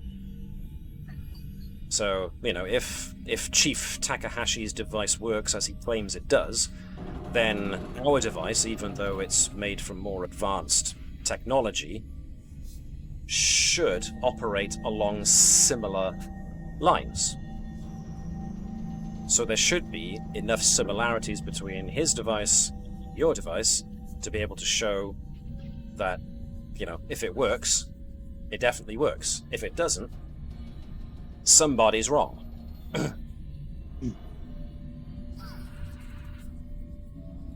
That's the unfortunate side of it. You go through the motions and you break open the devices and you explain how you've done it. And that's where Mallory steps in. Unfortunately, once again, you've made a slight error here, my friends. Chief Science Officer Shiro Takahashi is a known quantity. He has qualifications that we recognize. You are all allegedly from a time period away from ours. How can we be extra certain that theirs is even the one that operates correctly? You claim that Chief Takahashi's device does not work because it doesn't work the same as yours. How are we meant to take your word for it, that this is the correct method? So, Well, go on. well, Commander, I can say that we visited the what's it called? The airlock and visited the vessel that you picked up and picked up trace DNA. DNA traces, and that's how we configured our scanner. Could Officer Takahashi, please, can he explain how he decided how he could scan for the alien life form? Chief Medical Officer Alejandro Martinez kind of leans forward, very interested at this. And Mallory gives Takahashi another look. Takahashi straightens himself. I used broad spectrum molecular scans to scan for differences in the known DNA traces from each of the individual crew members, all of us being baseline humans, of course. So I looked for genetic deviation, and you, Dr. Sott, and basically anybody else of your away team. He's using enough terminology to make himself sound like he knows what he's talking about, but he's also using enough terminology to bounce around the issue. Can I ask a question? Takahashi looks at Mallory again. Can you scan my friend, the lady in the blue? Yes. Please. But she ahead. is not a baseline human, and therefore... No. Yeah, it should come up that... she's not human. Please, go ahead. Very clever. Okay. Takahashi, as he's nervously walking towards Lieutenant Gerkow he's looking with pleading eyes at Mallory, who's just staring at him impassively. He waves his device up and down. She does not read as baseline human. But that means these results are inconclusive. And he catches himself and kind of like closes his eyes with a grimace. And yes, Chief Phillips at this point just kind of in her chair rounds on Takahashi. Well, if her scan is inconclusive, how do we know that my scan wasn't inconclusive? Anybody looking at Mallory at this point is also seeing Mallory kind of her jaw visibly tenses. Are you okay back there? You look a little bit stressed. I've got a great thing for that. And she brings out a hyperspanner. Some of these security officers posted around the room are actually instinctively reach for their sidearms when when Tavish brings out a hyperspanner. They took the wrong weapon off of Tavish. Baruva is very much looking at Tavish and giving her the cutthroat sign, you know, cut it out. And yeah, Pleasc is looking a bit like, oh dear God. Tavish starts doing the nails with a hyperspanner.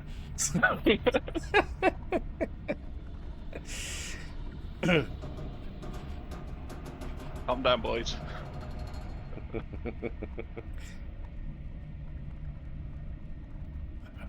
Mallory really takes a very deep breath in.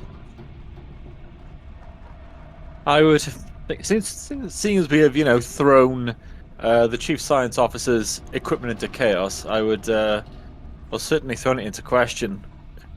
Why don't we try ours now?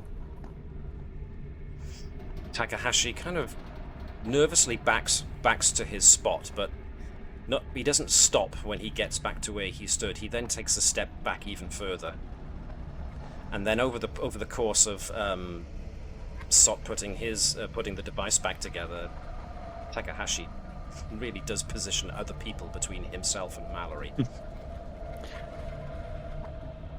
I would actually like to ask what my medical colleague, Chief Medical Officer Alejandro Martinez thinks about my idea too. Martinez, surely as a fellow man of science, you'd like to get as much evidence to corroborate as possible. I like that subtle dig at the chief science officer there. Hee. Not a man, my fellow man of science, not man of medicine. Interesting. Nice. Martinez, leans forward. I, quite frankly, find Chief Science Officer Takahashi's methods suspect. In fact, I have reason to believe that he may or may not have been directly responsible for the death of a crewman. This, of course, makes everybody rumble with suspicion. Mallory, again, not looking terribly pleased, but remaining as impassive as ever.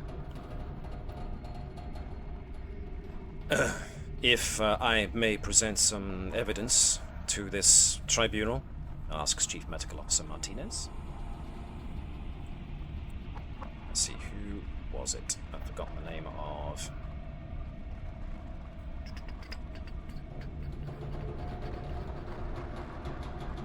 Excuse me a second, sorry, I'm just consulting my notes. I've forgotten the character's name and I'm trying to find it.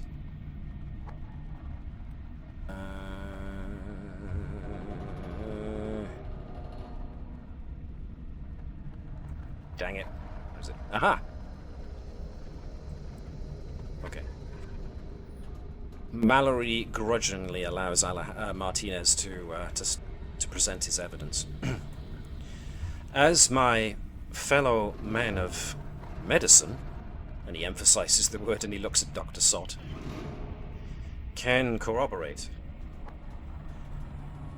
One of our crewmen was found with wounds consistent with suicide. However, on further examination, the suicide was brought into question. There were a number of wounds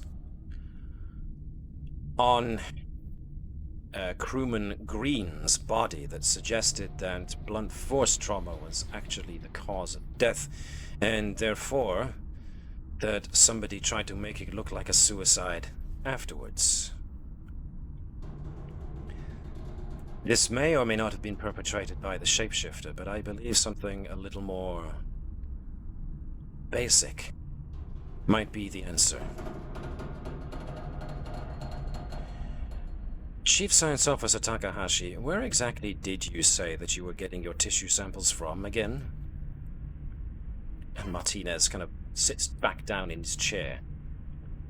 Takahashi, at this point, he doesn't offer anything up. He just kind of squeaks a little bit when Martinez mentions his name, or at least directs attention back to him. Mallory takes command of the situation in this regard. Is the Chief Medical Officer making some kind of accusation against the Chief Science Officer? Because I would like to point out to everybody else in assemblage here that it has been known that the Chief Medical Officer and Chief Science Officer have been at odds for most of our internment here in the anomaly. Can we be sure that the Doctor's word is to be trusted any more than the Chief Science Officer's? Or indeed the Chief's engineers?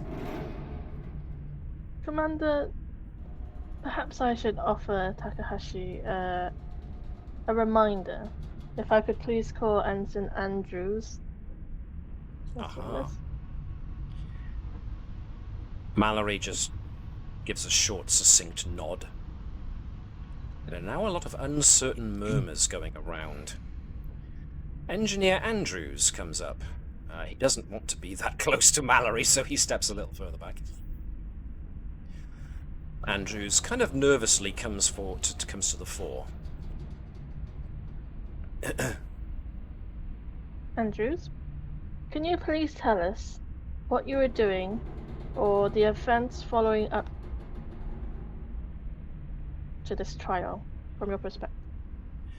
I assume that our blue-skinned colleague kind of looks at Neshlel for that confirmation or denial. The strangers, they found me, and they managed to rescue me just in time because it appeared that Chief Science Officer Takahashi was, well, he was basically about to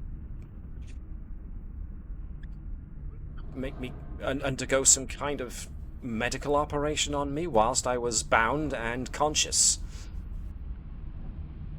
Really uncertain ripple goes through the crowd now, especially the engineering lot.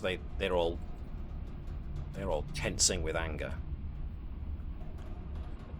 If it wasn't for our new arrivals, I think Chief Science Officer Takahashi would have cut me open. Takahashi isn't saying anything in response. He's just sweating in the corner.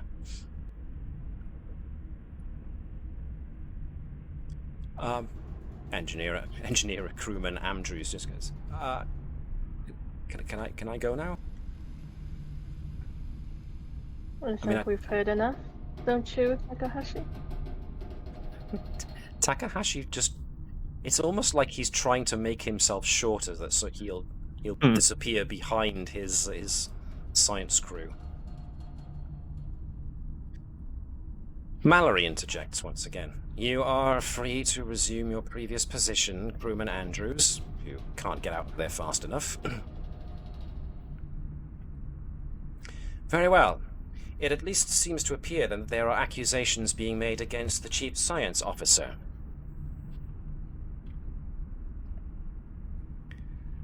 Therefore, we have to conclude that the Chief Science Officer's motives are suspect. Takahashi squeaks at this, and he's now looking very pleadingly at Mallory, who's ignoring him entirely.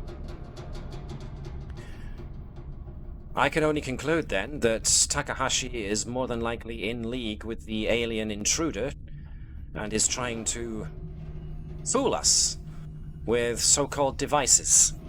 This, however, does not excuse the presence of the strangers in our midst, and does not also excuse the witnessed events that Chief Engineer Phillips enacted that resulted in the deaths of her own crew members. So, I hereby judge that there are multiple guilty parties here in attendance, and that swift justice shall be applied. Chief Science Officer Shiro Takahashi and Chief Engineer Darlin Phillips shall be accompanied to the nearest airlock, where they shall be spaced for their crimes. Whoa, Alright. now. Whoa. Hang on a minute. Okay. I still haven't done my cooperating scan, for one thing. Has the automated thing been beeping around all this time, and has it scanned? Yes, it had. It scanned pretty much everybody. Now, it's been having to go do the rounds on people multiple times, because occasionally there's a what you would hope is a false positive every now and again. Where is he? Pleasc himself will tell you that this thing, unfortunately, is tuned a little too sensitively. His little portable bioscanner, because if someone is, has got above baseline stress levels, it will alert. Excuse me. It will alert Pleasc or anybody watching it that their cortisol levels are too high. So, the little device has been loaded, as far as you're aware, with the same genetic scan that your tricorder has been. Your tricorders have been set to scan for. But, in all likelihood, your tricorder is probably a more reliable detection source than Pleasc's little device. Cool. Then before we do anything too hasty, I would like to actually get the scan off on the engineer. Because I'm starting to wonder if there is a changeling at all. I am going to ask you to make a control and medicine check then, please. Certainly. Anybody who wants to assist can do so if they wish to.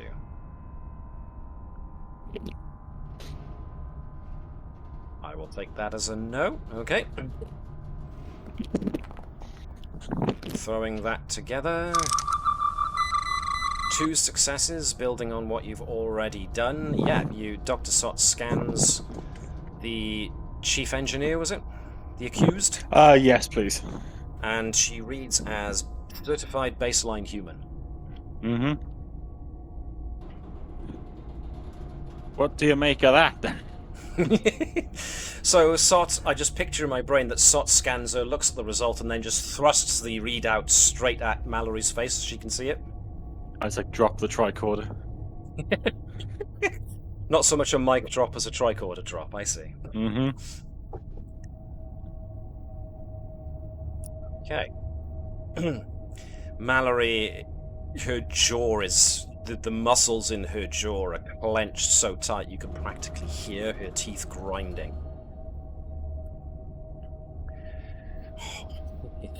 You've created quite the stir in the room. What seems to have happened is that, Sott, or at the very least before Sott got up and did the scan of the chief engineer, the engineering guys were tensed, and they looked like they were ready to go. They were ready to try and rush the command crew. But as you were laying out your case and all of this, enough. What's the word I'm looking for? When you've placed enough doubt that it's rippled through even the command crew. As loyal as they appear to be to Mallory, you've put enough doubt in their minds that they are now kind of looking at each other like, what do we do now? Kind of appearance. I'm genuinely curious as to what evidence, anecdotal or otherwise, they have for the presence even of a shapeshifter, or whether it's just been like a straw man.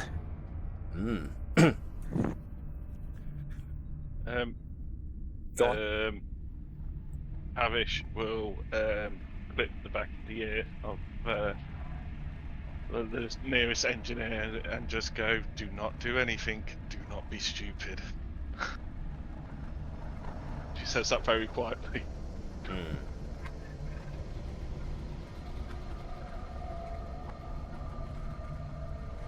You probably saw them getting really tense. So, the situation, there are ripples of doubt going through the command faction. Takahashi is hiding behind his science crew. Martinez, he looks suitably impressed with your reasonings and seems to be very much on your side. The engineering guys, they quieten down their tension a little bit. At which point, Mallory just goes, I say I'm going to have to do everything myself, and goes for her weapon and goes to draw it. I wouldn't do that if I was you. Now, as it happens, Garo seems to be stood right next to Mallory. Yeah, no, Okay. that's what I said. I wouldn't do that if I was you. I'm gonna make a grab for the phaser. So, I think as Baruva, he would also do the same thing. I'll not grab her phaser, but get his weapon ready if he even has anything left. No, he doesn't have. everybody okay. gave their weapons up at the door, if you recall. Yeah, that's right. Sorry. Okay, instead, perhaps Baruva should sort of move over as well. So, obviously, Garo is very close to Mallory, so Garo will get first lickings. And there's also the fact that it's I've got mean right hook here. You do. So what we're going to do is, it's going to be like a contested effort. Mallory and Garo will both do a daring and security check. Whoever gets the most successes will succeed. So obviously, if Mallory succeeds, she will get to draw her weapon and fire it. If Garo succeeds, he'll be able to prevent her from doing so in whatever fashion he deems. So what you're looking to go up against is just one success. Okay, so that's what you're up against. So just a standard thing, no focuses or. I will allow you a focus, definitely. So hand-to-hand combat will apply. Here we go. So daring and security. Oh, come on! Wow! Ooh. Okay. I am not. I'm my. I Yeah. am really not on my game today. You're complicate. This is a funny thing. You are every time you've rolled and generated a complication, you have hit the requisite number of successes every time. But you've just also rolled a complication each and every time. Okay. Okay. Okay. So Mallory goes for her pistol and manages to draw it. Garo moves over and manages to grab hold of her weapon and basically lift her arm into the air as it fires. The phaser shot, if I can find one. Phasers.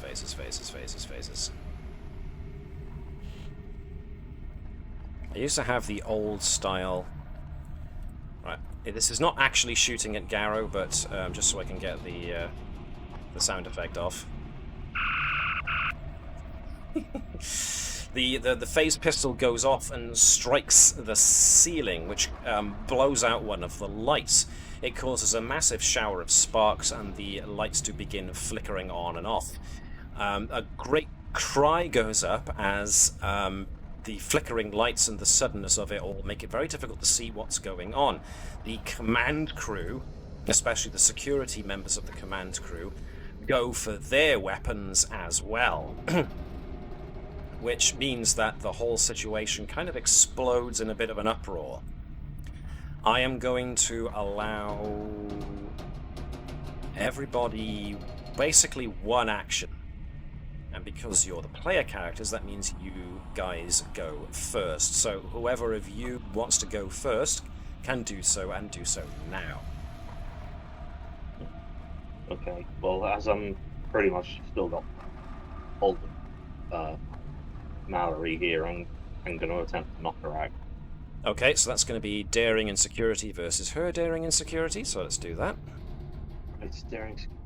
God, do not. Now, I rolled a 19, but I also rolled a 1, so means she manages 2.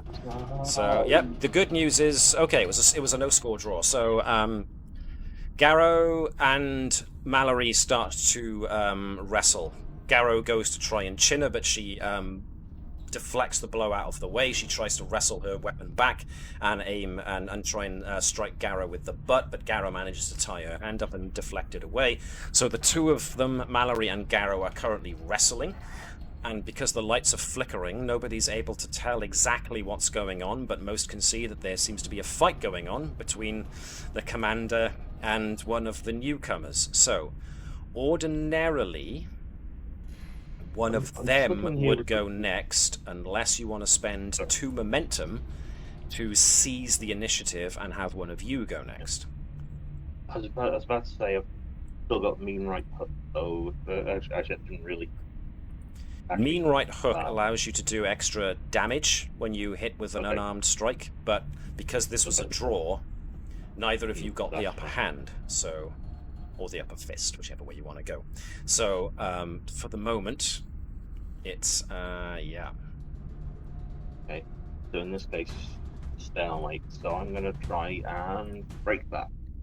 So, you've already had your go, Chris, technically, so, my neck, I put my wrong teeth in, sorry, hang on. There we go. If one of the other guys on your team wants to go next rather than one of them go next, you can spend 2 momentum to seize the initiative and have one of you go next. Do you want to do that, or do you want to let one of them go next? I was going to say, Connie, what do you think about getting in there? If I were to do anything, I was thinking of shielding Phillips. You were thinking of shielding Phillips. Interesting. Who knows Yeah, you can do who that. Mallory's gonna go after again.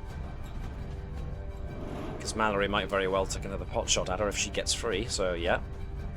So, do you want to spend 2 momentum to seize the initiative and try and get Neshlel to basically cover Phillips?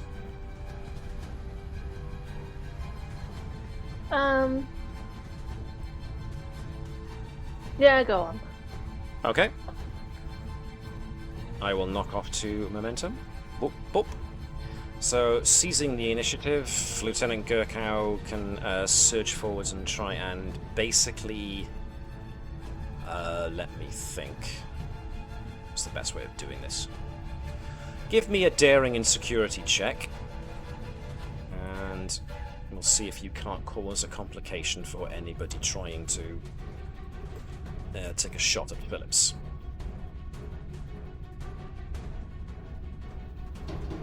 Oh. A 2 and a 14, 2 successes. Cool. So, yeah, you have successfully created a complication for anybody now who tries to have take a free pot shot at Phillips. They will find it a more difficult affair to do so because Lieutenant Gerkow essentially grabs her and throws her to the floor and shields her body. Okay, cool. Which means one of these guys go next. There's going to be a random shot that goes out. Let's just have a look and see what happens.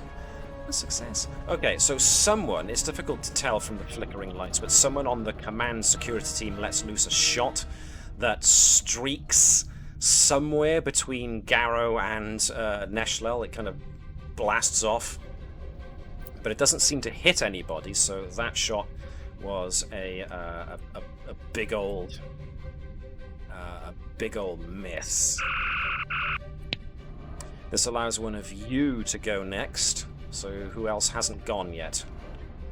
I'm wondering, Tavish, do I sorry. have a do I still have my hyper spray? Could I potentially knock out Mallory? You do have your medical kit, since you were able to persuade the man on the door to allow you to have your equipment. It's I would gonna like to be- attempt in the chaos. So that's going to be right. So it's going to be a quick action for you to move to get close to Mallory, but it's going to be another quick action for you to prepare the dose, the sedative. But in order to do that, you're going to have to spend a point of momentum to get 2 quick actions or fast actions, and then the slow action will be to see if you actually Do it. manage to land it. Do it. So cool. Cool. This will be a control and medicine check for you against Mallory's daring and security. I put the momentum down. Oh, and I rolled bad on that one. I'm gonna spend threat to re-roll that 20. Right, I got no successes, but I didn't roll a complication. Alright, 1 success on Dr. Sott. You get a glancing shot. So, you have to quickly prepare something, and it's like, oh hell, what was the sedative for humans? That means I don't actually put her into a coma for 10 years. Tick, tick, click. Whilst Garo is wrestling with Mallory, you manage to run over and you hit her with something. And Mallory does indeed slump to the floor. You're not sure how long she's going to be out for, however, because you kind of prepared the dose really quickly flying off the seat of your pants with it. So, yeah. So let's summarize. The lights are flickering. Nobody's sure what happened. The last thing that the command crew saw was that Mallory was wrestling with one of the newcomers, and now Mallory has dropped. Oh dear. So command crew are going to come in here and try and it's going to try and smack a Dr. Sott, actually. So I'm going to need Dr. Sott to roll daring and security to see if he can compete in fisticuffs with a human. I get 2 successes. And you get no successes. So technically he wins. So unarmed strike does 2 successes and 2 effects. Essentially, this security guy comes behind Sott and throws him backwards, which knocks Sott on his butt and inflicts 2 stress. So Sott isn't injured, but he has just been manhandled and thrown backwards to land on his butt. Now it's one of your guys' turn, so we've still got Tavish hasn't gone, Baruva hasn't gone, Pleasc hasn't gone. So if Tavish wants to do anything, now's the time to do so. I was going to say, I think it'd be better for Baruva to try and calm the whole place down. Cool, we can do that. He has got disarming nature, so reduce difficulty test to make sure Someone else could everybody roll for him, because Somebody else might need to, yeah. So, Dave, why don't you go, since you're not acting as Tavish this turn, you can be Baruva. Definitely going to be presence and command, as we're going to be definitely doing composure in this case to try and calm everybody down. This is going to be difficulty difficulty 4 at this point, I think, to do. Has he got any focuses? Yep. You might want to spend a determination too. Okay. Leadership is listening, maybe. Yep. So remember to tick that you're using focus and determination. You can spend momentum to add extra dice as well if you want. Do we want to? What do you guys think? Yes, or... Don't we love the chaos? So is that a no? No, we can. What, we can. more chaos? Yeah. No. Well, I tell you what, we've only got 2 momentum left, so we'll leave out. Okay. Yeah. So I'm using a focus and a Determination. Determination. So Let's see how we do. rolling 2 dice. With 1 extra for determination, so you got 3 successes and you got a complication. Oh dear. I am going to say. Hasn't Peruva got something to help with? Not sure he does. Let me see. Also, Advisor. that can Ooh. remove Whenever it. you assist another using command, you can reroll. He didn't do that. Sorry, Connie, I talked over you there. Sorry, I was just talking about Pleasc with the ignore complication. Yeah, he didn't assist. You can have him retroactively assist if you really, really want to. Yes, please. Can we have somebody be Pleasc then? Chris Bell, if you can be Pleasc as well, please. He's going to need to do presence and command as well, please. But rolling 1 dice. And using... Ooh. He doesn't have any focuses he can really use in this situation, but he can at least have you ignore the complication. Right, sorry, sorry, what was that again? So, presence and command, rolling 1 dice, no focuses. 1 dice, no focuses, and 3, 6, 1. Neato, 1 success means 4 successes, and you get to ignore the complication. So actually it's 3, 4, yeah, exactly what you needed. You get to ignore the complication, so phew! Everybody starts to calm down. So the situation, with both Pleasc and Peruva contributing, they managed to persuade everybody to chill out. Give me a sec. I'm not going to use that music. So the situation starts to resolve itself, but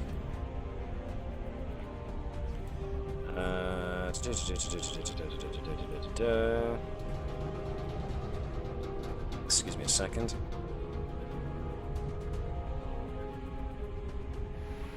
There's something that needs to happen here, and I can't find what I wrote for it. Ah, yes, here we are.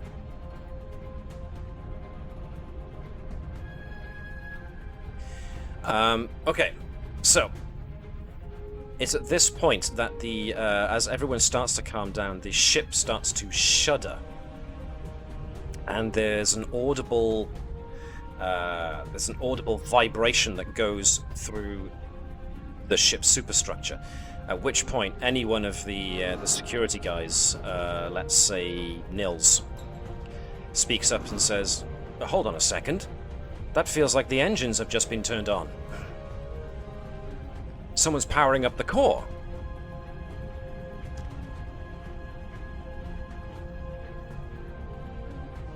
Likewise, one of the other crewmen, let's say, where is he? Andrews at this point pumps up. But nobody is able to access command and control unless...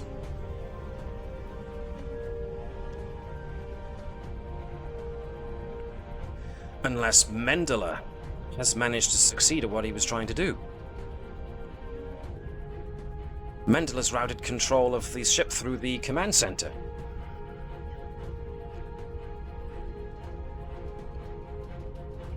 The ship is now starting to shake rather violently.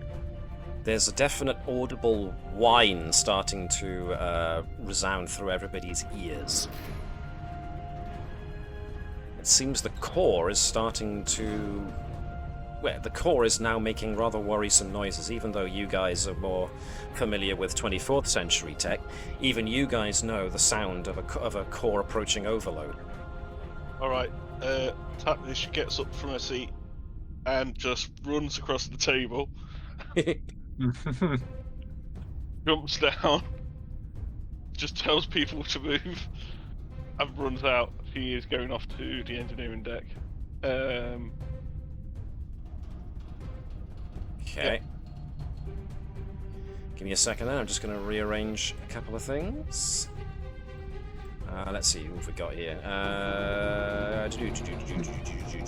So we want Dr. Sott gets picked up by Baruva. Thank you. I might not need Pleasc.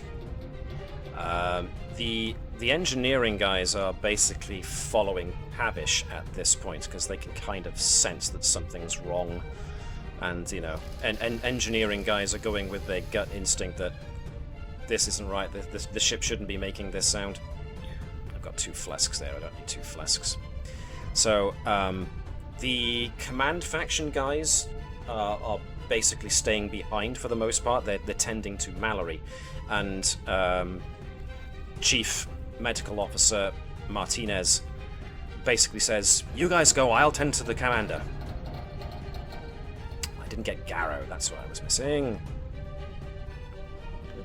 So you guys as a whole leg it to try and follow the engineering guys who are going towards the command center.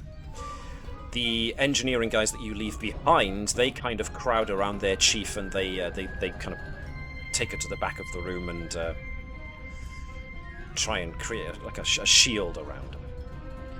Meanwhile, you guys are heading towards the command center. So let me alter that. So you guys arrive just outside the doors to the command center, and there are security men standing outside of the doors with a bit of an exasperated look on their faces. As soon as you What's get going here, on? yeah, this guy just pipes up. Ensign Mendela asked us to leave the room for just a second, and when we did, he closed the door and locked it behind us. We haven't been able to get in. There is a viewing port that you can use to see through the door, more or less. In fact, let me do that so you can actually see.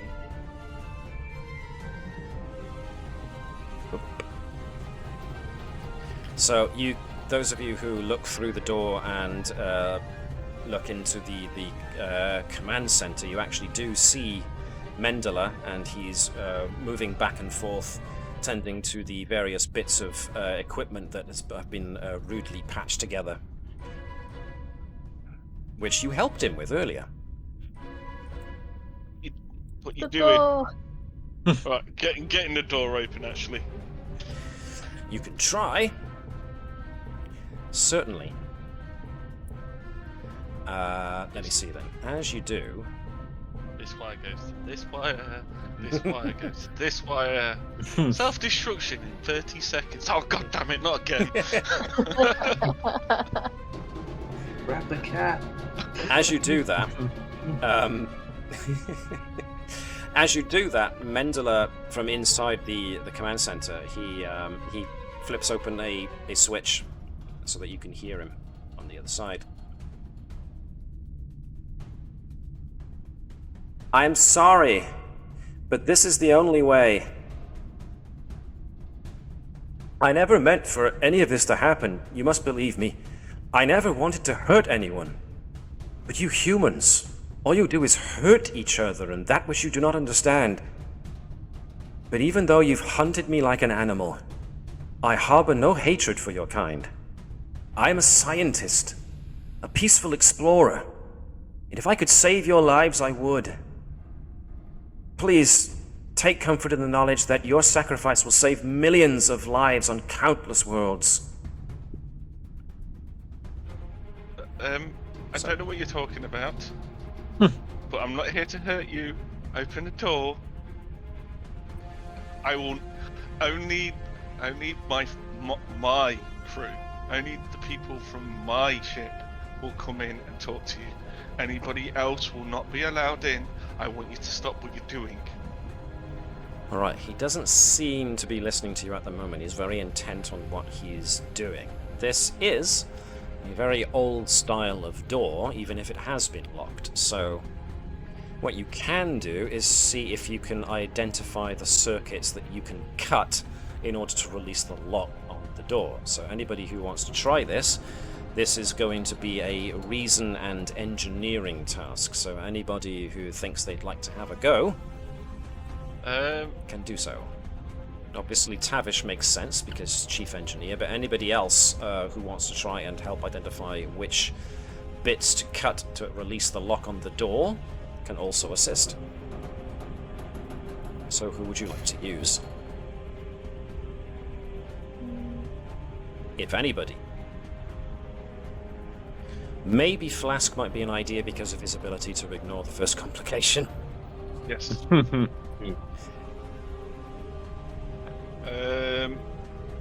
He will. Tavish will tell Garo and Dr. Sott to stand by.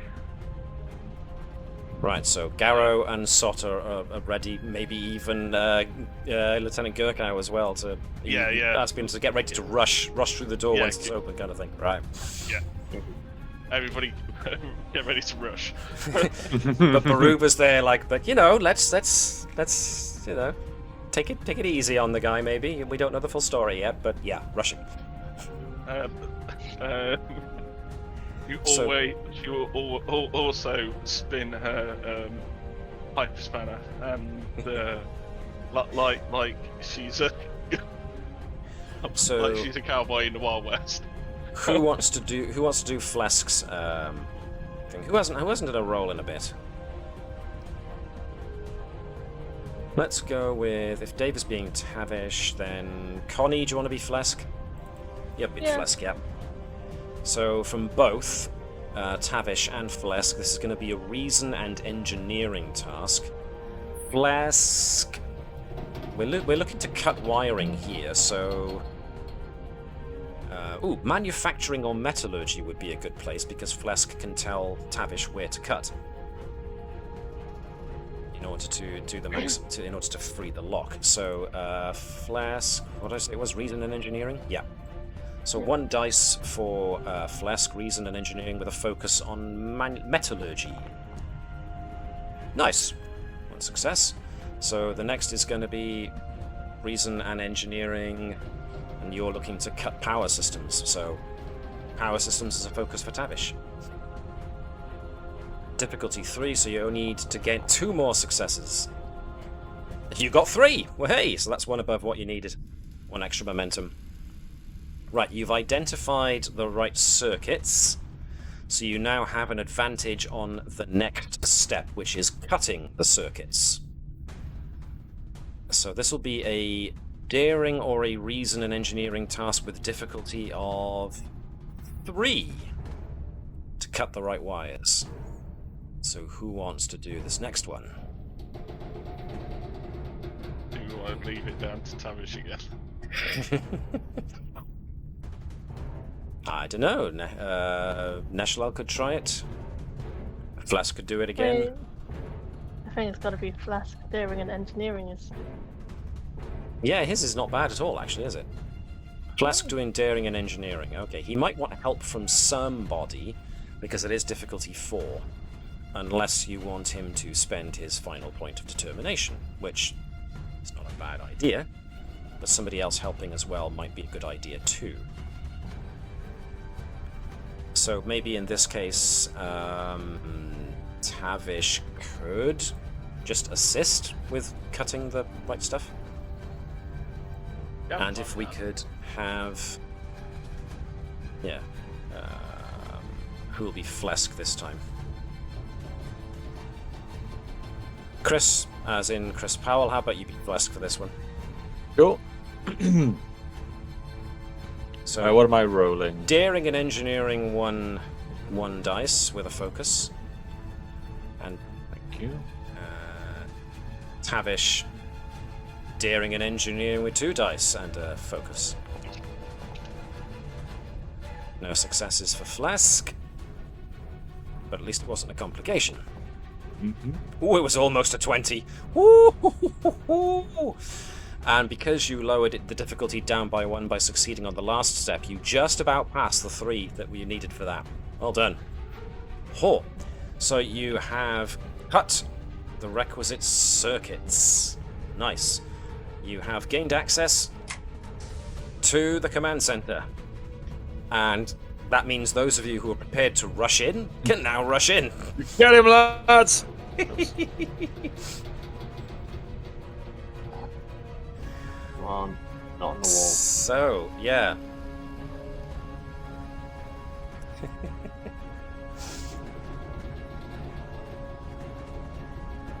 What would you like to do? I would. Yeah, let's go back to peace. Have Commander Baruva talk him down a bit. I want to scan this man. And do that.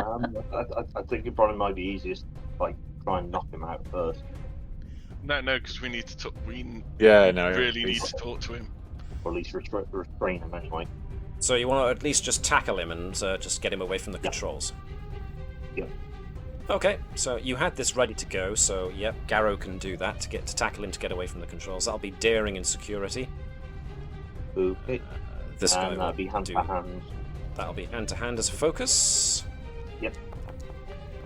Up against this guy's no successes, so whatever you get, as long as they're successes, will be fine. 2 successes. Oh, yeah. So yes, Garo successfully tackles Ensign Mendela to the floor so that he restrains him, but doesn't necessarily hurt him, and gets him away from the controls. Who else was moving in here? This allows Dr. Sott to also run in, and Dr. Sott can now give me a control and medicine check to use your scanner. Thank you.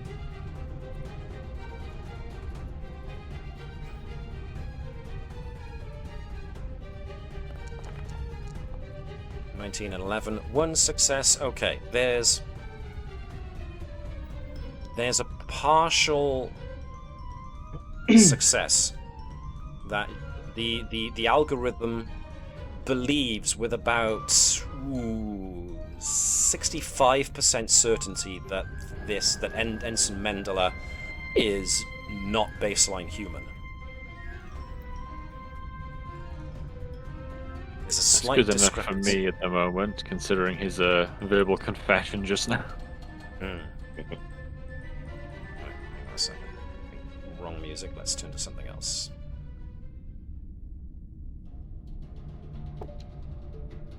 So that leaves Baruva to try and talk him down. So who hasn't been Baruva yet, or hasn't been Baruva for a while?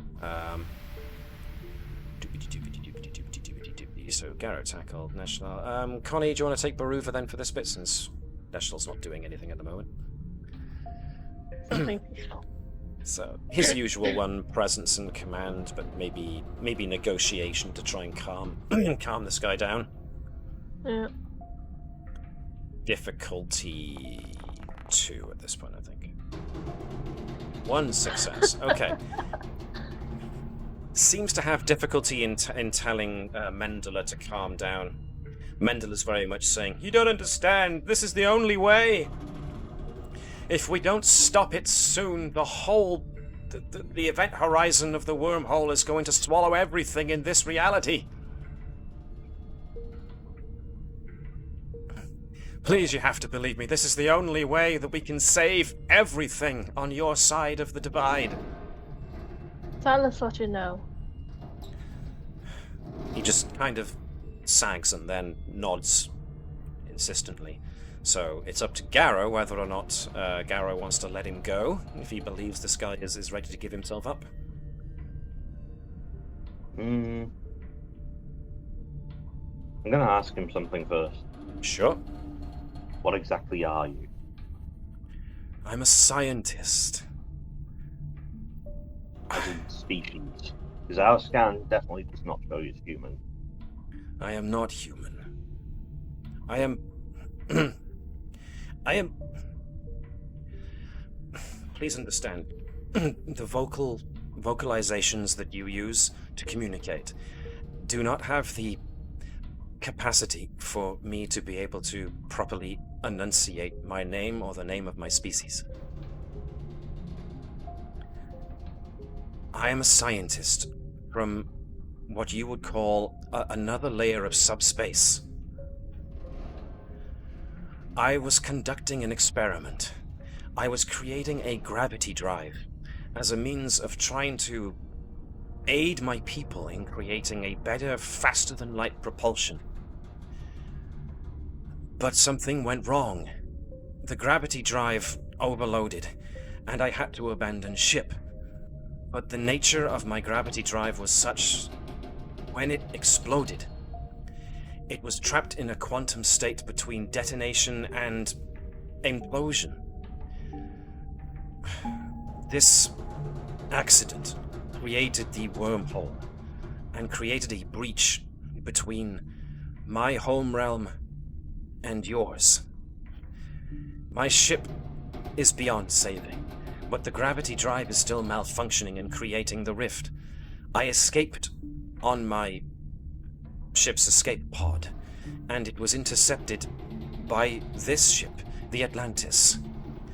I was injured and operating on instinct alone. My species has a symbiotic relationship with other sentient species and living species in my dimension. We can absorb other species in order to adopt their genetic sequences. I didn't mean to absorb Ensign Mendela. It was an automatic response. He was one of the first people to encounter my pod. I was afraid and injured. I didn't fully realize what I was doing. I didn't mean to absorb Ensign Mendela. But unfortunately I did. And some of the crew here on the Atlantis saw me do it, and they panicked. And I was forced to retreat.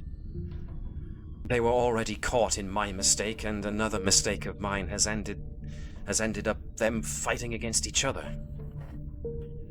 And then they broke into factions, and everything else got out of control. I've been trying to find a way to fix my mistake, but the only solution I can see towards trying to fix the fissure that I made between our two realms is an intense antimatter explosion. The type that happens when one of your warp cores detonates. I've been trying to find a solution, any other solution, but this crew was about to annihilate themselves. So I decided that I would use the command and control systems to take control of the entire ship and overload the warp core. It meant I'd be sacrificing everybody here, but in order to save everyone in your reality from my mistake, it was the only thing that I could see. I'm sorry. I suppose if we do nothing, then we'll die. You come from further afield from these people. You have technology and knowledge that these people do not. Maybe if there was some way you could help me. We could try and close the rift. Maybe I could gain some measure of redemption. Can we eject the warp core and ride the rifts off to safety? It's possible, maybe. Okay, I'm gonna let him up. Okay. I'm just a scientist. Just be, we're watching. Okay. So there's a bit of a crowd developing now outside the door to the command center, as the engineering guys are there watching this happen and are listening to it with incredulous looks on their faces, and you can hear there are more bootsteps coming where more and more people are coming. Some of the command faction are now outside the door, but they're just at the moment looking in with a confused look on their faces. Tavish goes to the door.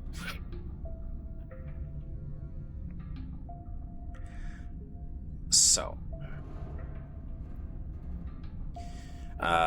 Mendela, and I now use that in inverted commas. Is there any hope for this crew? Could we maybe beam them over to your ship?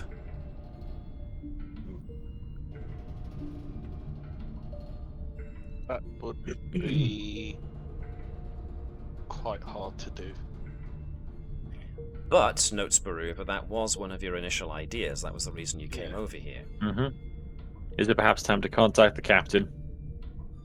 Get him up to speed Okay. and see if there's anything they can do from their end. Because they didn't have that many crew, these older ships. The away team. The away team.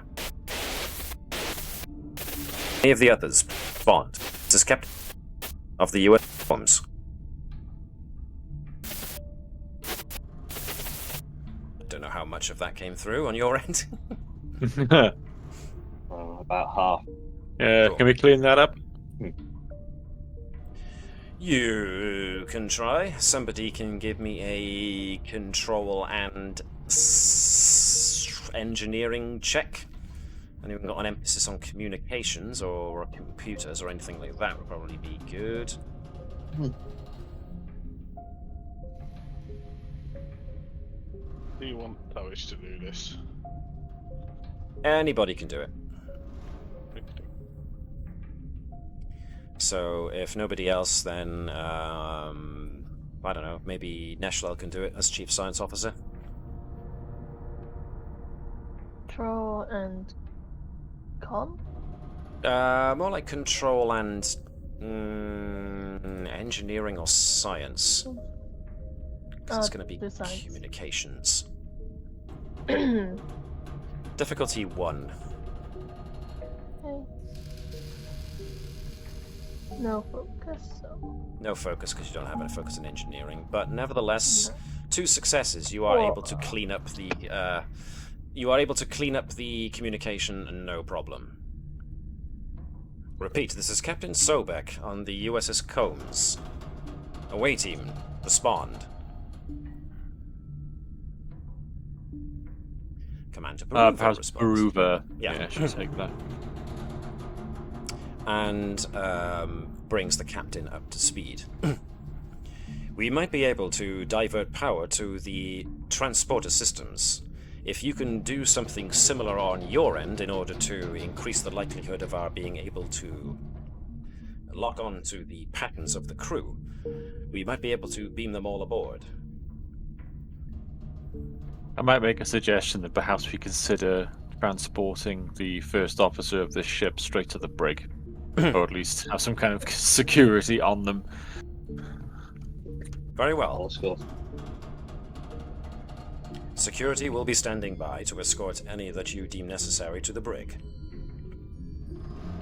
So the first thing we need to do is to reroute power to the transporter here on the Atlantis in order to form a better pattern lock so that they can use the transporter pad to allow the Combs' transporter to beam them over. So somebody, doesn't matter who, doesn't matter how many of you, can try and rejig some power. So power is usually someone like Pleasc's job.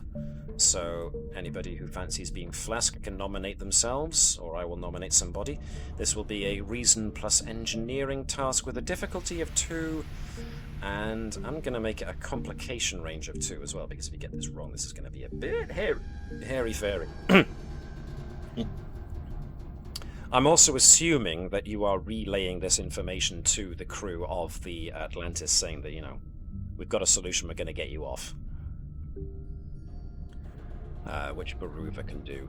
He's nice and authoritative and calming, as it turns out. So Baruva can tell the Atlantis crew that we're going to get you out of here, but we need to beam you to our ship, and we'll see if we can't close the rift afterwards. So, first things first, I'm going to need somebody to give me a reason and engineering task with a difficulty of 2. Anything to do with power systems will do as a focus. Dave, you doing it? Or is Yeah, Pleasc me. doing it? Cool, yep. Pleasc can probably assist because you don't want the complications. So, Chris Powell. No, Chris Bell, you haven't done Pleasc for a bit. Okay. If you can give me... Good reason. Yeah. Yeah. Can so you give me reason and engineering, rolling 1 dice with a focus on electroplasma power systems? Or actually, no, transporters. He's got focus on transporters. That'll be better because they weren't using electro power systems at this point. Okay. Mine's reason and engineering, isn't it? Yes, please. So I've got focus and 1 dice. Yes, please. Reason, engineering. Yes, please. As a 10, that is 1 success. Awesome. So now down to Tavish to roll 2 dice.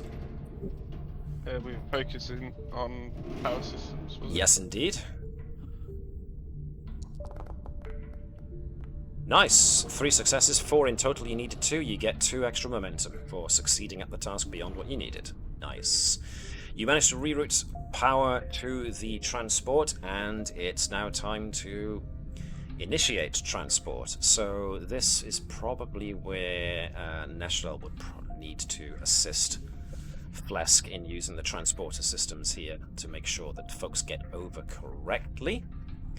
So for Pleasc and Neshlel, this is going to be control and engineering. The ship also gets to assist. But that's going to be me being the ship, because you guys don't have access to the ship, and it'll take a little time to do that, so I'll do that myself. Sensors and engineering from the ship. 1 dice. Oh, it was almost a 20, but it was a 2. 1 success from the ship. So, let's see, if I can now get... Connie, you're doing this, so if I can get Dave to be... Actually, no, let me have the other Chris be Pleasc this time. Cool. So both Pleasc and Neshlel, I think maybe Pleasc should head this since he's got a specialty in transporters. But Neshlel can definitely assist. Control and engineering from both, please. Thank you. Should take focus as well in my case. Yes, please. 1 dice from Neshlel, 2 dice from Pleasc. 3 successes from Pleasc and an extra 1 from Neshlel. Boom! Bada boom, bada bing. It's going to be the old style transporter system, but nevertheless. Combs manages to lock onto the crew and starts beaming them off. Nicely done. So, the Atlantis is already on a countdown to its core going critical. You've got a little bit of time. The alien himself, Mendela, as he's currently identifying himself, kind of just sits down on one of the chairs and goes, "Well, this is my fault. Maybe it's more fitting that I stay here and go down with the ship to make sure that everything works as it should." Now, let's see. I would like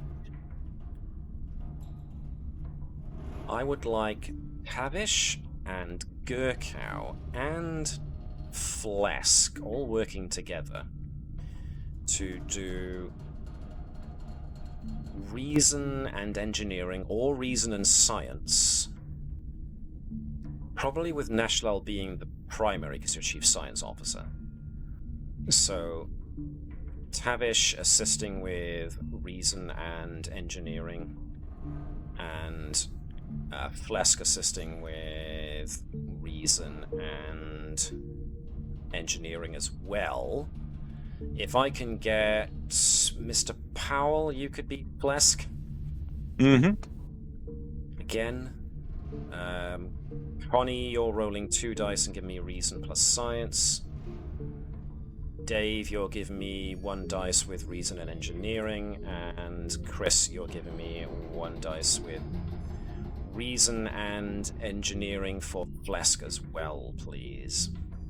I'm going to say warp field dynamics as a focus for. All right. Whoopsie. Pleasc gets a 20, so he's aiding. We can ignore that one. All right, Sorry. Dave. Dave, if you can give me warp field dynamics as a focus for Tavish. Of course. 1 dice, please.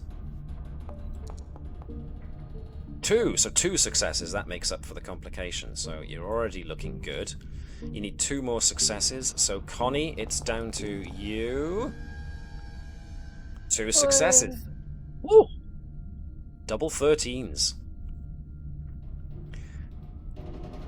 I like how you went really fast for it. You didn't consider if you wanted to use determination, to do momentum. No, straight in there. Let's see. We're like doing it. good. I You feel are doing lucky. good. That's the double coming in. I'm feeling lucky. Okay. The 3 of you putting your heads together. You reckon that you could, technically, set the Atlantis on autopilot if the Combs extended its shields around the Atlantis just long enough to give the Atlantis' structural integrity a bit of a boost. It would allow a ship to launch from the Atlantis, or from your own ship, the Combs, and fly through the extended shield in order to try and see if they could get to the other side. So hang on, let me read this again. Set the Atlantis on autopilot, extend shields from the Combs to the Atlantis to protect her hull integrity, long enough for the Atlantis, to reach the craft at the center of the wormhole that's causing this problem and detonate. You could then use the tractor beam on the Combs and reverse the tractor beam so that you could push the Atlantis and the alien vessel so that it would eliminate the need for somebody to stay behind and autopilot the Atlantis. And also, it's possible that if by extending the Combs' shields, you could also allow the alien to get back aboard his escape pod and fly through the wormhole and get to the other side before it collapses. This is going to require spectacularly good timing, but it could be done. Let's try it, right? Don't leave anyone behind. Cool. I'm in. So this is going to require a good bit of power from the Combs, which means if this goes wrong, the Combs won't have that much power left to try and keep itself away from the gravitational pull of the wormhole. But then again, if this goes wrong, the wormhole's going to expand and encompass a great deal more than just this planetary system. So, you know, perspective and all that.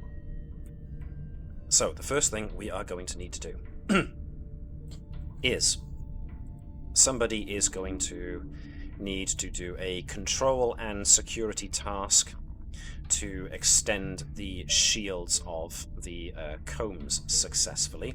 So that sounds like something Mr. Garo should be capable of doing, since he's got shipboard tactical systems as a focus as well. That would be a good thing for Garo to do. I don't know if anybody else wants to assist. This is difficulty 1. Okay.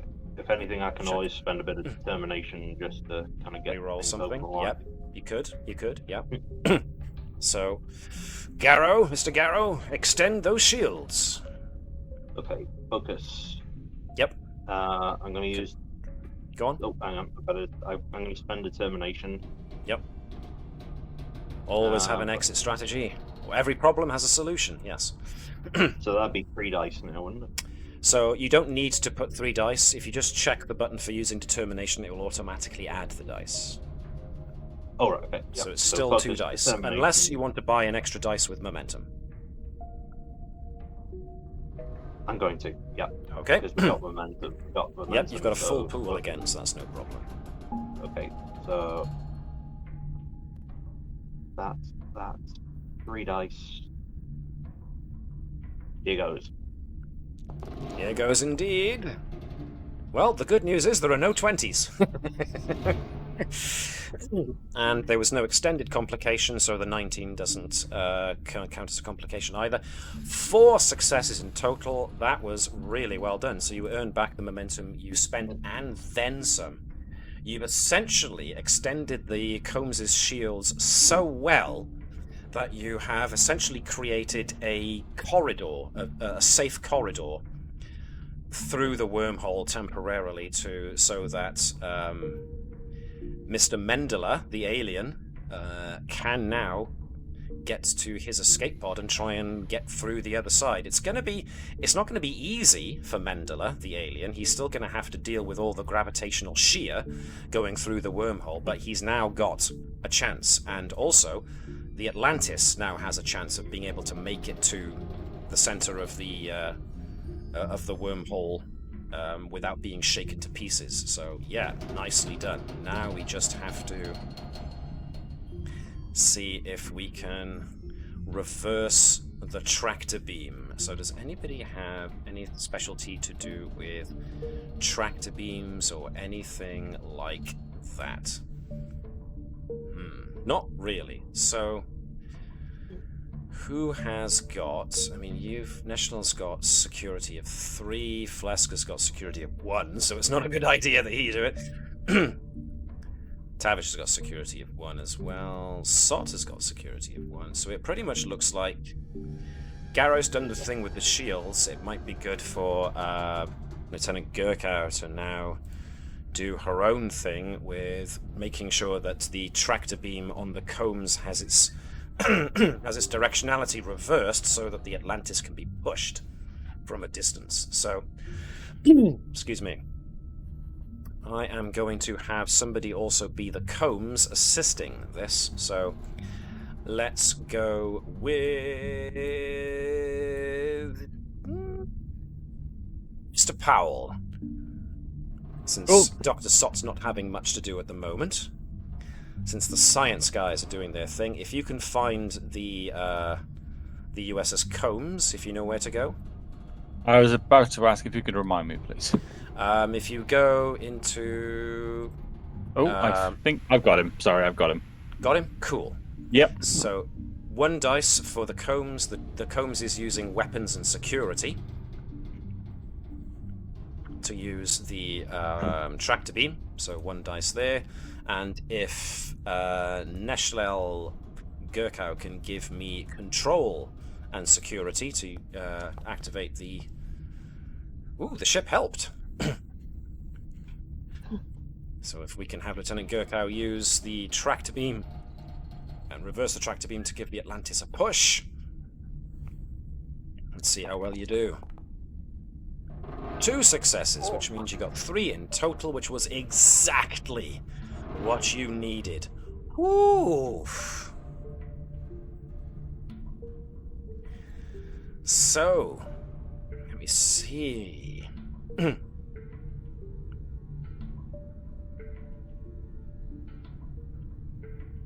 Okay. Let's take you all from the Atlantis back to the familiar environs of the USS Combs. Let's put Garo back at his security post. Let's put Dr. Sott by there, Mr. Pleasc by there, Commander Baruba by there, and Tavish goes back to engineering. Neshlel goes back to his science station. Okay. You successfully managed to beam the entirety of the crew of the Atlantis off the ship. Needless to say, there's going to be a good lot of time needed for them to readjust themselves to the fact that they are now in the 24th century. Not to mention the fact that the conduct of a number of the command crew on board the Atlantis has been, putting it mildly, questionable. So, yes, Starfleet protocol suggests that the the command crew of the Atlantis, who have behaved as barbarically as they have, are going to be basically brought up on charges. There is... Captain Sobek kind of reminisces almost that it's interesting how these people kind of devolved into a very paranoid state due to their ignorance in many ways.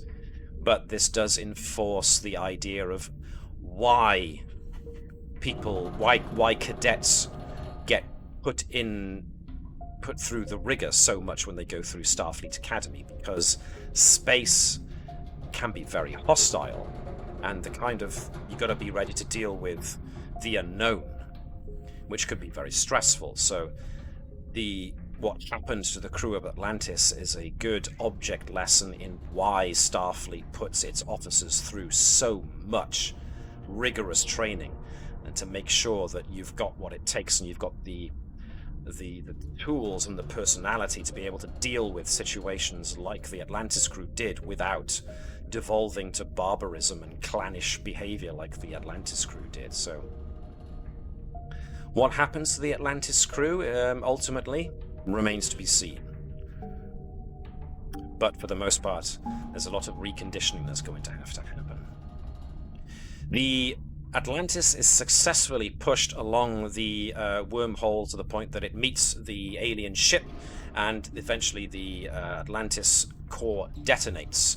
There is a flash, and the wormhole starts to recede over the course of several minutes as it starts to grow smaller and smaller and smaller. The terminus of the wormhole periodically fluctuates between the different universes that it is connected to. So there is a fleeting moment when sensors register a ship on the other side of the wormhole. You're able to get only a fleeting glimpse, but it seems, to all intents and purposes, that the alien pod that launched from the launch bay of the Atlantis just before the Atlantis detonates, it might very well have made it to the other side. In what state, or how well or how badly it reached the other side, you didn't quite get the time to tell. But hopefully the alien that you knew as Ensign Mendler managed to make it back to his universe in more or less one piece. And so, we come to the end of today's episode. Well done, guys. That was an interesting one, and you dealt with the courtroom drama in a very interesting way. I like it. That went very well. So yes, you guys, of course, can file requests in your own personal logs and whatnot with Starfleet and with the legislative body. I forget what the name of the actual judicial body, the judicial arm of Starfleet is. I'd have to look it up. Somebody on chat wants to remind me really quickly. But either way, you can either put forward some recommendations on how the senior officers and some members of the Atlantis crew be treated, or you can just let the justice system decide. It's entirely up to you. So, unless there's any questions you want to ask or any notes you want to make known, then in that case, I am going to... Sorry, was someone about to speak up there? I was just going to say that is the best game session we've had for my roles. Yeah. There were some very impressive. I mean, Chris's roles when he was rolling all the successes needed, but also rolling complications as well, was just, Yeah. But nothing so far has managed to meet the same level of awesomeness that was your double 20s, Dave. So you are still a legend in your own right, but yes, a lot more successes happening than failures this time. So nicely done indeed.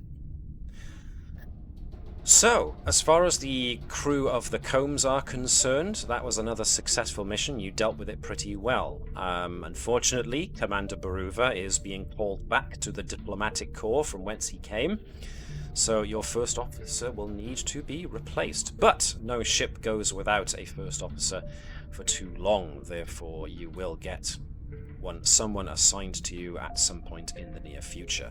The Combs will of course need to be put in for some repairs, since it suffered a bit of wear and tear from the engines having to strain against the wormhole, so there'll be a bit of time to relax at Starbase while the systems need a good thorough going over.